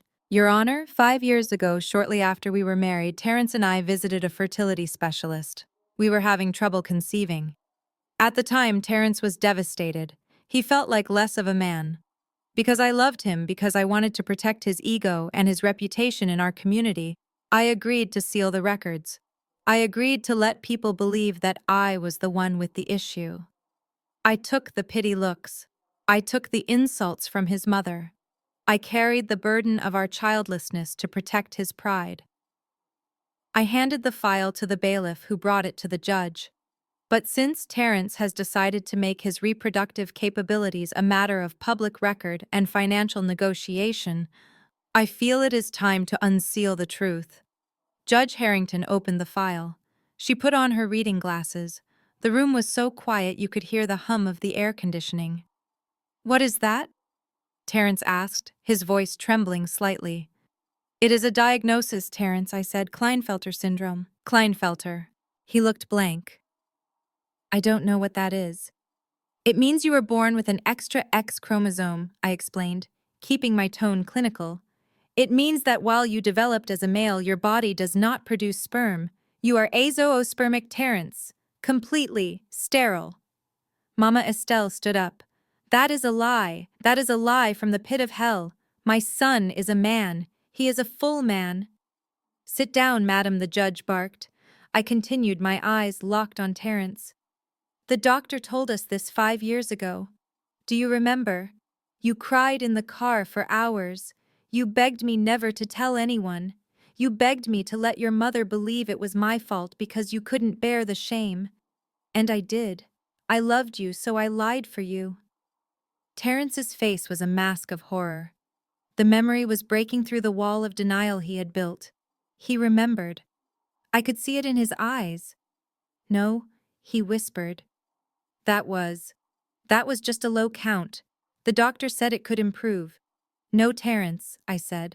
The doctor said it was impossible. He said your chances of natural conception were 0. Not 1 in a million. 0. I turned to Serenity. She was sitting very still. Her face had lost all its color. So I said, my voice dropping to a whisper that carried to every corner of the room. If Terence has a sperm count of 0 and you are 7 weeks pregnant, then we have a very interesting biological mystery on our hands. Unless you are claiming this is an immaculate conception, Serenity, I think we can all agree on one thing. That baby is not a Williams. The courtroom erupted. Mama Estelle let out a wail that sounded like a wounded animal. She collapsed onto the bench, fanning herself. Terence turned slowly to look at Serenity. Is it true? He asked, his voice cracking. Is it true, Serenity? Serenity looked around the room, looking for an exit, looking for a lie, looking for anything to save her. I, she stammered. Who is it? Terence screamed. He grabbed her arm. Who is the father? Serenity pulled away, sobbing. It doesn't matter. You said you loved me. You said we were a team. You lied to me, Terence roared. You let me humiliate myself. You let me sue my wife for a baby that isn't mine. Judge Harrington banged the gavel repeatedly. Order. Order in this court. I stood there calmly amidst the chaos. I watched the implosion. It was spectacular. The family that had mocked me for being childless was now tearing itself apart over a child that belonged to a stranger. The mother who had called me barren was now realizing her legacy was a lie. The husband who had called me cold was realizing that my silence had been the only warmth protecting him from the harsh truth of his own body. Your Honor, I said when the noise subsided slightly.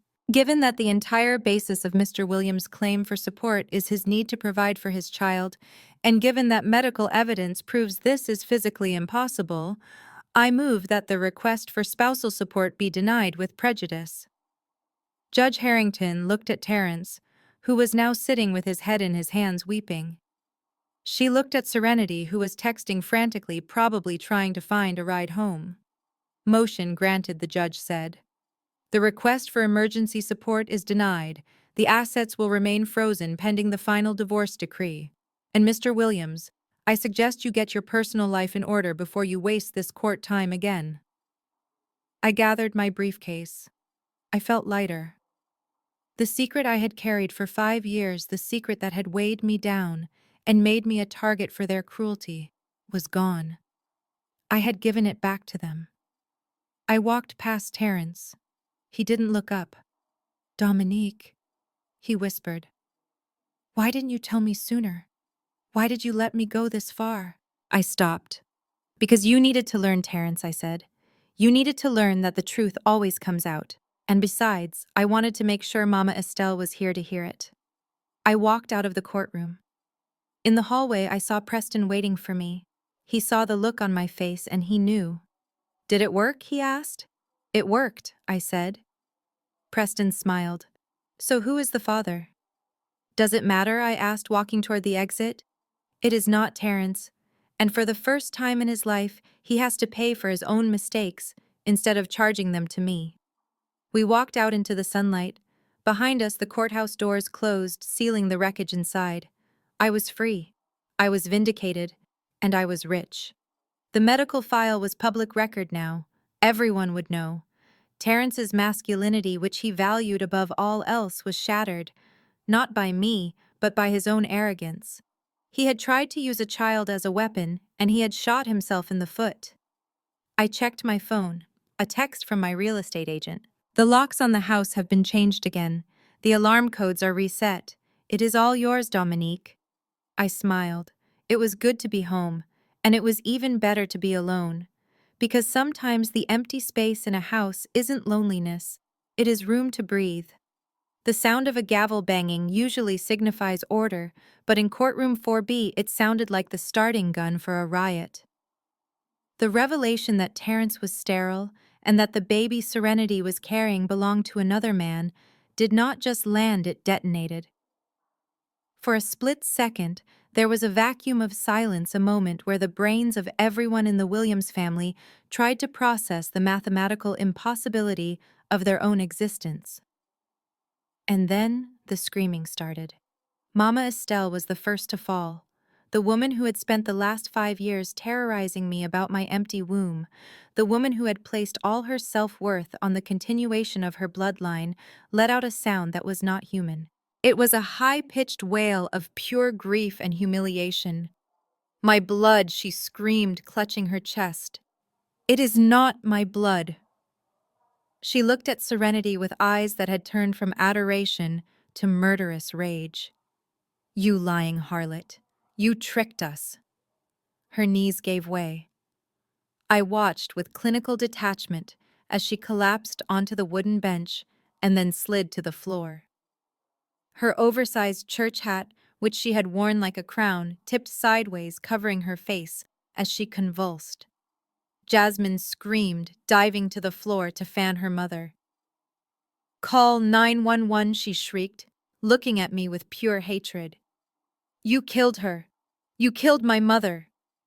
I did not move. I did not call 911. The bailiff was already on his radio calling for paramedics.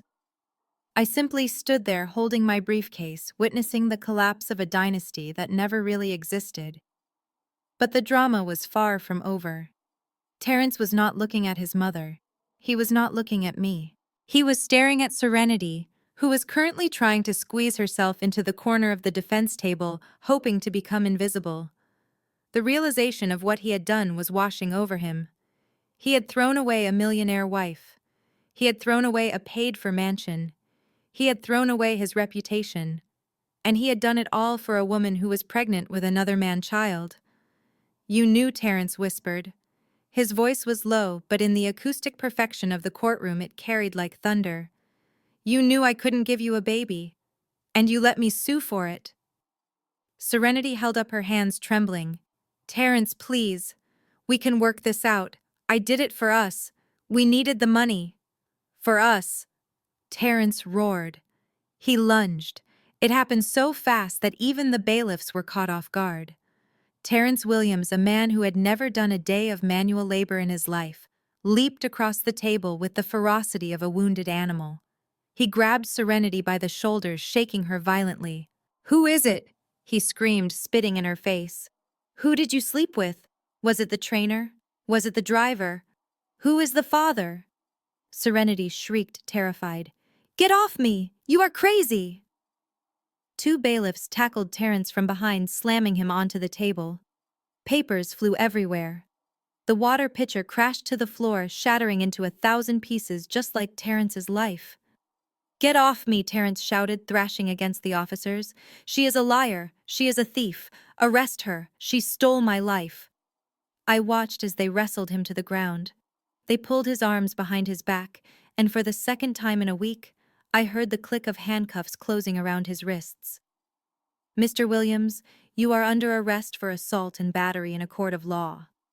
The bailiff grunted, pressing Terrence's face into the carpet.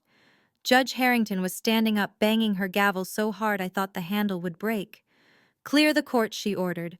"Clear this courtroom immediately. Officer, take him to the holding cell. And somebody get the paramedics for that woman on the floor." As they dragged Terrence away, he locked eyes with me. He was crying. Not the fake tears he used to manipulate me, but real ugly tears of total ruin. "Dominique," he sobbed. "Dominique, help me." I didn't know. I swear I didn't know. I looked at him and felt absolutely nothing. The cord was cut. I turned to gather my things. Marcus, my lawyer, was shaking his head, putting papers back into his folder. I have seen messy divorces, Marcus muttered. But that was a nuclear explosion. We are not quite done yet, Marcus, I said. I turned toward the gallery railing where Jasmine was sobbing over Mama Estelle, who was now groaning and regaining consciousness. Brad, Jasmine's husband, was standing there looking pale and shifting from foot to foot. He looked like a man who was trying to find an exit but was too afraid to move. I walked over to the railing. Jasmine looked up, her mascara running down her face. "Are you happy now?" Jasmine spat. "Look at what you did! You put my brother in jail. You put my mother in the hospital. Are you satisfied, you witch?" I looked down at her calmly. "I did not do this, Jasmine," I said. "The truth did this. I just turned on the lights." I shifted my gaze to Brad. He flinched. "And speaking of lights," I said, reaching into my briefcase, "I think we should shed some light on the family finances while we are all here, since we are in the spirit of full disclosure." Brad took a step back. "Dominique, don't. Whatever it is, we can talk about it later." I pulled out a thick blue folder. "Officer." I called out to the remaining bailiff who was trying to manage the crowd. "Before you leave, I have one more piece of evidence to submit, not for this case, but for the district attorney." Brad turned to run, but the courtroom doors were blocked by the arriving paramedics. He was trapped. "What is that?" Jasmine asked, standing up, wiping her eyes. "What are you doing?" I opened the folder. While I was auditing the family accounts to prepare for the divorce, I found some very interesting transactions, I said, my voice projecting clearly over the commotion. "It seems that your husband Brad has been receiving unemployment benefits from the state of Georgia for the past 18 months. He claimed he was laid off from a construction firm." Jasmine frowned, looking at Brad. "So what? We needed that money. You know he has been out of work." "Yes," I continued, "but I also found a series of wire transfers into a shell company called BJ Consulting, a company registered to this courthouse address but operating out of my guest house. It seems Brad wasn't just unemployed. He was also collecting Paycheck Protection Program loans for a business that does not exist. And worse, he was using Terrence's social security number to verify the employees." Terrence's social security number, the brother he claimed to protect. Brad's face turned a shade of gray that matched the courtroom walls. "Dominique, please," he whispered. "It was just a loan. I was going to pay it back." I looked at the bailiff. "Officer, this file contains bank statements, IP address logs, and loan applications falsifying federal documents. It represents about $150,000 in fraud. Since you are already processing arrests, I thought I would save the taxpayers a trip." The bailiff looked at the file, then at Brad. He reached for his radio. "We are going to need another unit in courtroom 4B, he said into the mic. "We have a suspect for federal wire fraud on the scene." Jasmine screamed again. "No. Brad, tell her she is lying. Tell her it is not true." Brad didn't say anything. He just slumped against the wall, covering his face with his hands. He knew. He knew that I was a forensic accountant. He knew that I traced numbers for a living, and yet he was arrogant enough to steal from the government under my own roof. Jasmine looked from her unconscious mother to her handcuffed brother, being dragged out the side door to her husband, who was now being approached by 2 officers. Her world had completely evaporated in the span of 20 minutes. "Why," she whispered, looking at me with broken eyes, "why did you have to destroy everything?" I snapped the briefcase shut. The click echoed in the silence.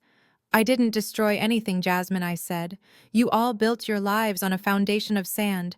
You built it on lies, you built it on theft, and you built it on my back. All I did was walk away. The collapse is gravity, not malice." I turned and walked toward the exit. Marcus held the door open for me. The paramedics were wheeling Mama Estelle out on a stretcher. She was conscious now, muttering about lawsuits and heart attacks. As I passed her, she grabbed my wrist with a surprising amount of strength. "You will burn for this," she hissed. "God will punish you." I gently removed her hand from my arm. "God saw everything, Mama Estelle," I said. "That is why I am walking out of here and you are being carried out. Enjoy the hospital food. I hear it is very bland." I walked out into the hallway. The air was cooler here. The noise of the courtroom faded behind the heavy oak doors. I walked to the window and looked out at the Atlanta skyline. I took a deep breath. It was the first breath I had taken in 5 years that didn't feel constricted by their expectations. My phone buzzed. It was a notification from the security system at my house. The front door had been locked. The alarm was set. My sanctuary was secure. I was alone. Technically. But as I walked down the marble steps of the courthouse, I felt a legion of ancestors walking with me. I had broken the curse. I had refused to be the mule for a family that wanted to ride me until I collapsed. I had protected my assets, I had protected my sanity, and I had protected my future. I walked to my car where Preston was waiting. He was leaning against the hood of his Rolls-Royce wearing sunglasses. He took them off as I approached.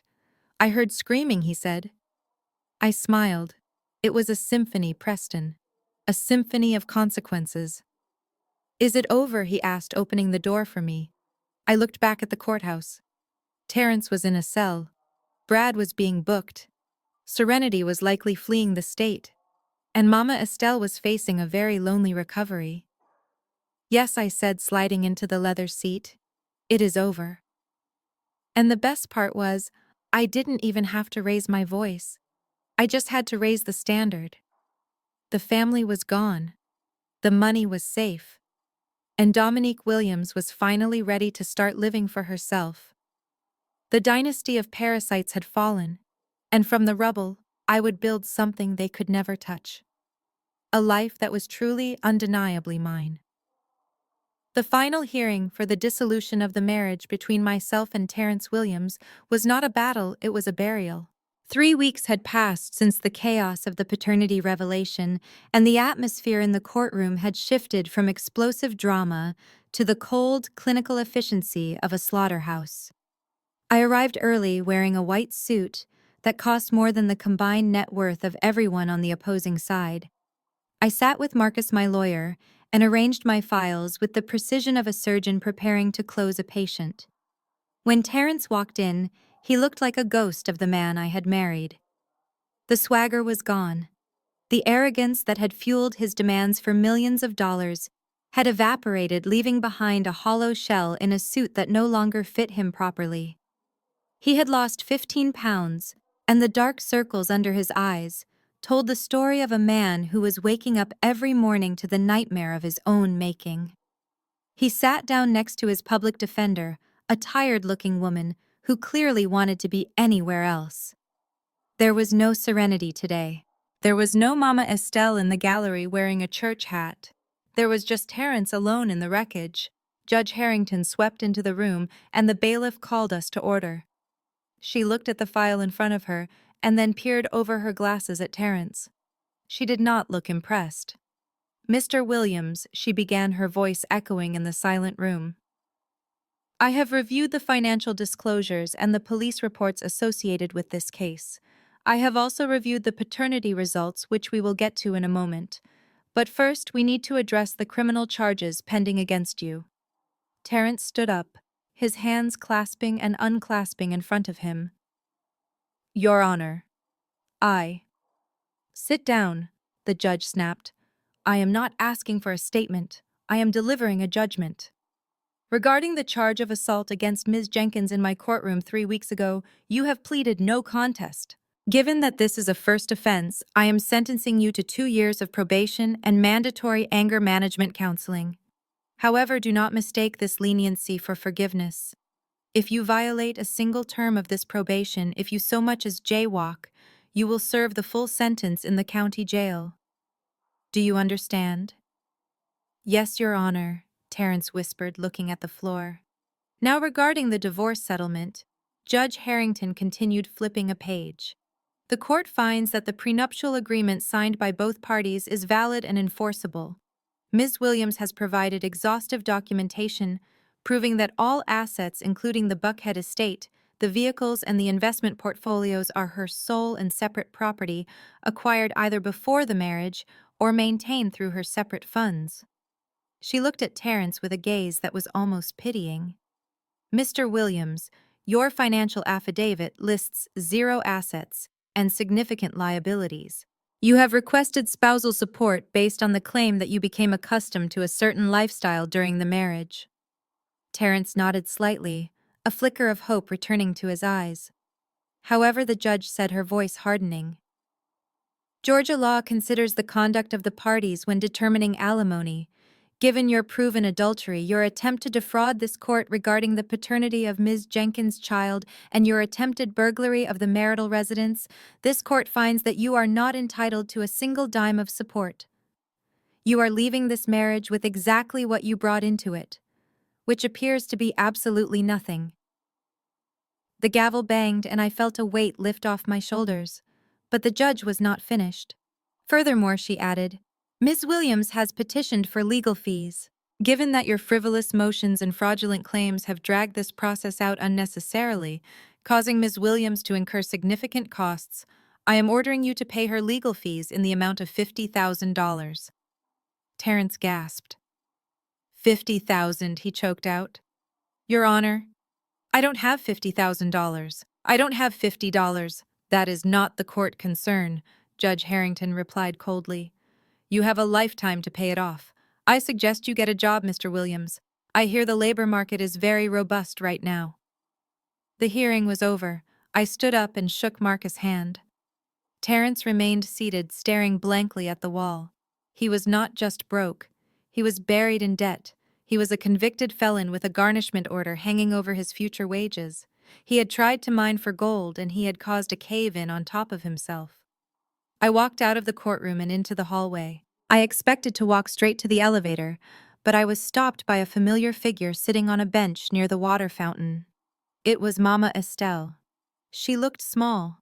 The vibrant, aggressive woman who had commanded her family like a general was gone. She was wearing a faded cardigan, and her hair was unkempt. When she saw me, she stood up slowly, leaning heavily on a cane I had never seen her use before. Dominique, she said, her voice trembling. I stopped, but I did not smile. I did not offer comfort. I stood there as the creditor she had defaulted on. Hello, Mama Estelle, I said. She took a step toward me, her eyes wet with tears. They came this morning, Dominique. The sheriff deputies. They put a padlock on the door. They put our things on the curb. It rained, Dominique. My antique sofa, the piano, it all got wet. I nodded slowly. Foreclosure is a precise process, Mama Estelle. I withdrew my personal guarantee on the mortgage note 30 days ago. Since neither you nor Jasmine nor Terence could prove income to refinance, the bank exercised its right to seize the collateral. I told you this would happen. But where are we supposed to go? She cried, gripping the handle of her cane. Jasmine is looking for a place, but nobody will rent to us.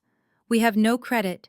We have no cash. We are sleeping at the Extended Stay America, off the highway, Dominique, in one room. Me, Jasmine, and her husband. It smells like cigarettes and despair. You cannot let us live like that. I looked at this woman who had called me masculine, who had called me hard, who had told me I was not enough because I didn't smile enough while I paid her bills. I am not letting you do anything, Mama Estelle, I said. You are an adult. You raised a son who you claimed was a king. You raised a daughter who you claimed was a prize. Surely between a king and a prize they can figure out how to house their mother. But they have nothing, she wailed. Terence is ruined. Jasmine's husband is going to prison for that loan fraud. We are alone. Dominique, please, just a small apartment. Just for a few months. Until we get back on our feet. For the sake of the family. I stepped closer to her, invading her personal space for the first time. Family, I repeated. You told me family was about blood, Mama Estelle. You told me I was an outsider because I couldn't give you a blood heir. Well, you were right. I am an outsider. And outsiders do not pay rent for people who hate them. I checked my watch. I hear the extended stay has a weekly rate, I said. If you skip the manicures and the spa treatments, you might be able to afford a second room. Good luck, Mama Estelle. I walked past her, leaving her sobbing in the hallway. I did not feel guilt. I felt the satisfaction of a math problem finally resolving to zero. I reached the lobby and pulled out my phone. I had one more loose end to check on. I opened Instagram. The algorithm, knowing exactly what I wanted to see, served it up immediately. It was a post from a local gossip blog. The headline read, "Viral Mistress Baby Daddy Revealed. Not a billionaire, but a spotter." I clicked on the image. It was a side-by-side photo. On the left was Serenity looking glamorous in one of her old posts. On the right was a man named Marcus. He was not a billionaire. He was not a consultant. He was a 22-year-old personal trainer at the budget gym Serenity used to frequent. He was wearing a tank top and holding a protein shaker. The caption explained everything. Serenity had been sleeping with him months ago before she met Terrence. When she realized she was pregnant, she panicked and tried to pin it on Terrence, assuming he was rich enough to pay for it. She didn't know he was broke. She didn't know he was sterile. I scrolled through the comments. The internet, which had briefly championed her as a victim, had turned on her with the vicious humor of a mob. One comment read, "So she left a billionaire husband for a broke guy who was actually sterile for a gym trainer who drives a Honda Civic. The math is not mathing." Another read, "She secured the bag, but the bag was full of protein powder." I laughed. It was a genuine belly laugh that echoed in the courthouse lobby. Serenity was ruined. Her reputation as a high-class wife was destroyed. She was now a punchline, a cautionary tale about greed and stupidity. She would be raising that baby in a small apartment living off a personal trainer's salary while the internet made memes about her downfall. I walked out into the bright Atlanta sunshine. The humidity hit me, but today it felt like a warm embrace. I saw Preston's car waiting at the curb. I walked toward it, my heels clicking a rhythm of victory on the pavement. I had walked into this marriage 5 years ago, thinking I needed to buy love to be worthy. I was walking out with my net worth intact, my self-respect reclaimed, and my enemies scattered in the wind. Terrence had a debt he could never pay. Mama Estelle had a motel room key. Serenity had a baby she couldn't afford. And I had a reservation for lunch at Le Jardin. And this time I would be sitting at the best table in the house alone and perfectly content. I opened the car door and slid inside. "How did it go?" Preston asked. I looked at him and smiled. "It went exactly according to the spreadsheet I said. The liabilities have been liquidated, the assets are secure, and the bottom line looks beautiful." "Drive," I said. "I have a life to enjoy." As we pulled away, I watched the courthouse fade in the rearview mirror. I didn't look back. There was nothing there for me anymore. My future was straight ahead, and it was paved with the gold I had kept for myself. The rage was gone. All that was left was the sweet, quiet hum of absolute power. And I liked the sound of it. 6 months in the world of high finance is an eternity. Fortunes can be made, empires can be toppled, and the entire landscape of a market can shift in the blink of an eye. But 6 months in the life of a woman who has reclaimed her power feels like a rebirth. I stood at the head of the long mahogany conference table on the 42nd floor of the Sovereign Tower. Through the floor-to-ceiling glass windows, the Atlanta skyline sprawled out beneath me, a grid of steel and ambition that looked small from this height.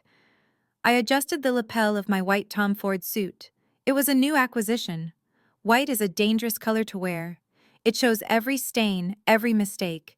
You have to be confident to wear white in a room full of men drinking black coffee and looking for blood. But today, I was spotless. The quarterly shareholders meeting for the healthcare conglomerate was coming to a close.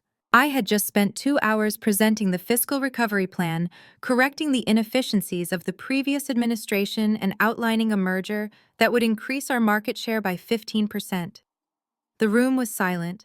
20 men and 3 women were looking at me, not with the skepticism they used to hold for the diversity hire, but with the reverence reserved for a rainmaker. "Are there any further questions regarding the acquisition strategy?" I asked, my voice projecting clearly to the back of the room without the aid of a microphone. A hand went up. It was Mr. Henderson, the chairman of the board, a man who had once asked me if I was sure I could handle the stress of the CFO role, given my domestic responsibilities. No questions, Dominique, he said, leaning back in his chair. Just a comment. This is the most robust quarter we have seen in 5 years. Your strategy regarding the liquidation of non-performing assets was aggressive, but it paid off. Excellent work, thank you, Mr. Henderson, I replied, giving him a nod that was polite but not grateful. I did not need his validation anymore. The numbers validated me. I closed my laptop, signaling the end of the meeting. As the board members began to file out, shaking hands and murmuring their approval, I saw a familiar figure standing by the door. He was not a board member, he was not an employee, but his presence commanded the room just as much as mine did. Preston Vance was leaning against the doorframe wearing a suit that cost more than Terrence's former consulting firm was ever worth. He looked older than he had 6 months ago, but it was a good kind of aging. He looked seasoned. The chaos of his divorce from Serenity had stripped away the softness, leaving behind a man who was sharper and more focused. When the room cleared, he walked over to me. He didn't offer a hug. He offered a handshake. His grip was firm, warm, and respectful. It was the handshake of an equal. You killed it in there, Preston said, nodding toward the empty chairs. I heard Henderson talking in the hallway. He said you are the most dangerous woman in Atlanta. I smiled as I packed my files into my briefcase. I will take that as a compliment. Dangerous means effective. It is a compliment, Preston agreed. He leaned against the edge of the table. Look, Dominique, I did not just come here to admire your presentation skills. I came here with a proposition. I stopped packing. I looked at him. I am listening. I am starting a new fund, Preston said. Vance Capital Global. We are focusing on emerging markets in West Africa and South America. High risk, insane rewards. I need someone who can see through the noise, someone who can look at a balance sheet and tell me where the bodies are buried, someone who is not afraid to cut dead weight. He paused, looking me dead in the eye. I need a managing partner, Dominique, not a CFO. A partner. 50-50 split on the carry. Full autonomy on investment decisions. I felt a thrill run down my spine. This was the big leagues. This was the kind of offer that people worked their entire lives for and never received. Why me, Preston? I asked. You know every banker in New York. Preston smiled. Because those bankers have never had to burn their own house down to save themselves. You have. You have a survival instinct that cannot be taught in business school. We are both survivors, Dominique. We walked through the fire and we came out carrying the gold. That is who I want watching my back. I looked out the window again. The city looked different now. It didn't look like a battlefield anymore. It looked like a playground. I will have my lawyer review the term sheet, I said. But Preston, I am expensive. Preston laughed. I am counting on it. Just then, my phone buzzed on the glass table. It was a harsh vibration that cut through the moment. I looked down. The screen displayed a number I had deleted but could never forget. It was a blocked number, but I knew the pattern. I reached for the phone. Expecting a call, Preston asked. Not this one, I said. I could have ignored it. I could have sent it to voicemail. But after everything, after the humiliation at the restaurant, the lies in the courtroom, the theft of my peace, I felt one last lesson was in order. I pressed the answer button. Then I pressed the speakerphone icon. I placed the phone in the center of the conference table, amplifying the voice for the empty room and for Preston to hear. Hello? I said, my voice ice cold. Dominique. The voice was ragged. It sounded thin and broken. It was Terrence. Dominique, please don't hang up.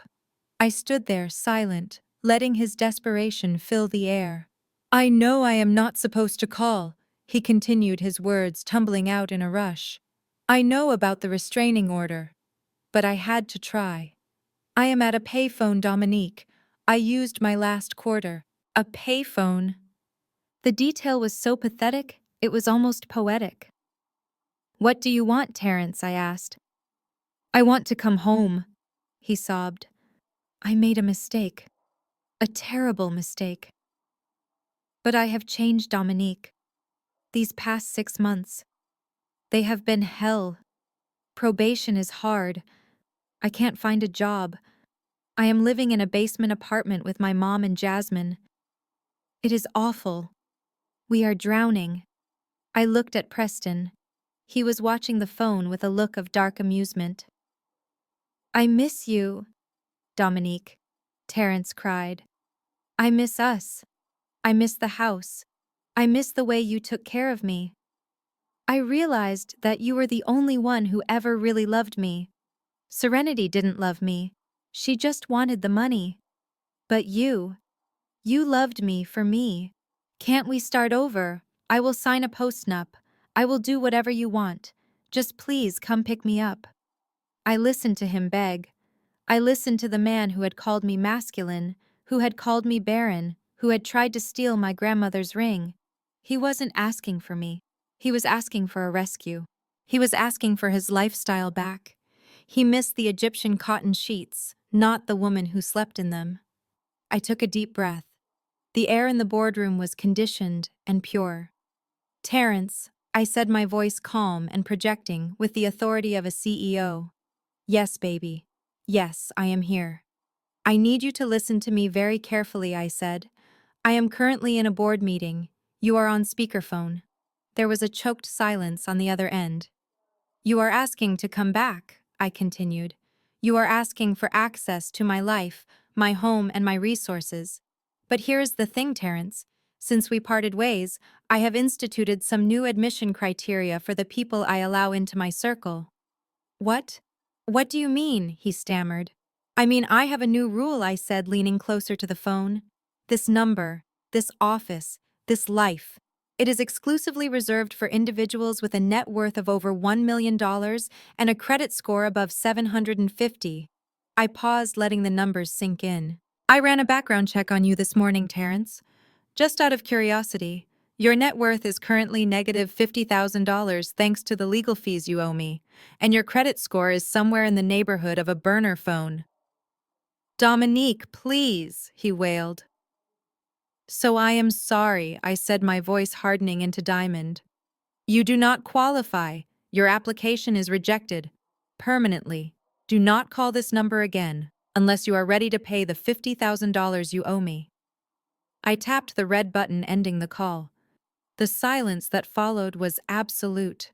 It was the silence of a door slamming shut on a drafty room. Preston let out a low whistle. Remind me never to cross you, he said. I picked up my phone and slipped it into my bag. You won't have to, Preston, I said, because you bring value to the table. Terence only brought a hunger to eat from it. I walked to the elevator, Preston beside me. We rode down in silence, watching the numbers descend. When the doors opened, the lobby was bathed in golden afternoon light. I walked out to the valet stand. My car was waiting. It wasn't the Range Rover anymore. I had traded it in. Sitting there, gleaming in the sun, was a Bentley Continental GT, black on black. It was the car Terence had always pasted on his vision board. Now it was my daily driver. The valet opened the door for me. I slid into the driver's seat, smelling the rich leather. Preston leaned into the window. I will send the papers over tonight, he said. Dinner next week to celebrate. I nodded. Dinner next week. And Preston. Yeah. You pay, I said, smiling. Always, he replied. I put the car in gear and pulled out into the traffic. The engine purred with a power that vibrated through my hands. I turned onto Peachtree Road. I knew where I was going. I wasn't going home yet. I had one stop to make. 10 minutes later, I slowed down. To my right was Le Jardin. The restaurant looked exactly the same as it had 6 months ago. The ivy crawled up the brick walls. The valet stand was busy with expensive cars. The windows glowed with warm light. I looked at the window where table 12 used to be. I remembered the shattered wine glass.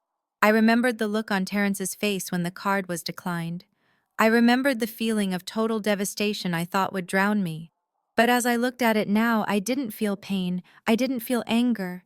I felt gratitude. That restaurant wasn't a graveyard. It was a launch pad. It was the place where the weak version of me died so the real version could be born. It was the place where I learned that the most expensive thing you can ever pay is the price of keeping people who do not value you. I smiled a genuine smile that reached my eyes. I pressed my foot down on the accelerator. The Bentley surged forward, leaving Le Jardin in the rearview mirror. I didn't look back. I didn't check the mirror again. The road ahead was open. The sun was setting, painting the sky in shades of purple and gold, the color of royalty. I turned up the music. I had a contract to review. I had a new fund to build. I had a life that was entirely, undeniably mine. I was Dominique Williams, and I was just getting started. This journey taught me that true wealth isn't just about the numbers in a bank account. It is about the peace of mind that comes from knowing your own worth. For years, I believed that love meant financing someone else's dreams while neglecting my own reality. But I learned that you cannot buy loyalty, and you certainly cannot negotiate with disrespect. Walking away wasn't a loss. It was the most profitable decision of my life. The moment I stopped paying for their affection was the moment I started investing in my own freedom. If this story resonated with you, please hit the like button and subscribe for more stories of resilience. Let me know in the comments. Have you ever had to cut off toxic family members to save yourself? I would love to hear your truth.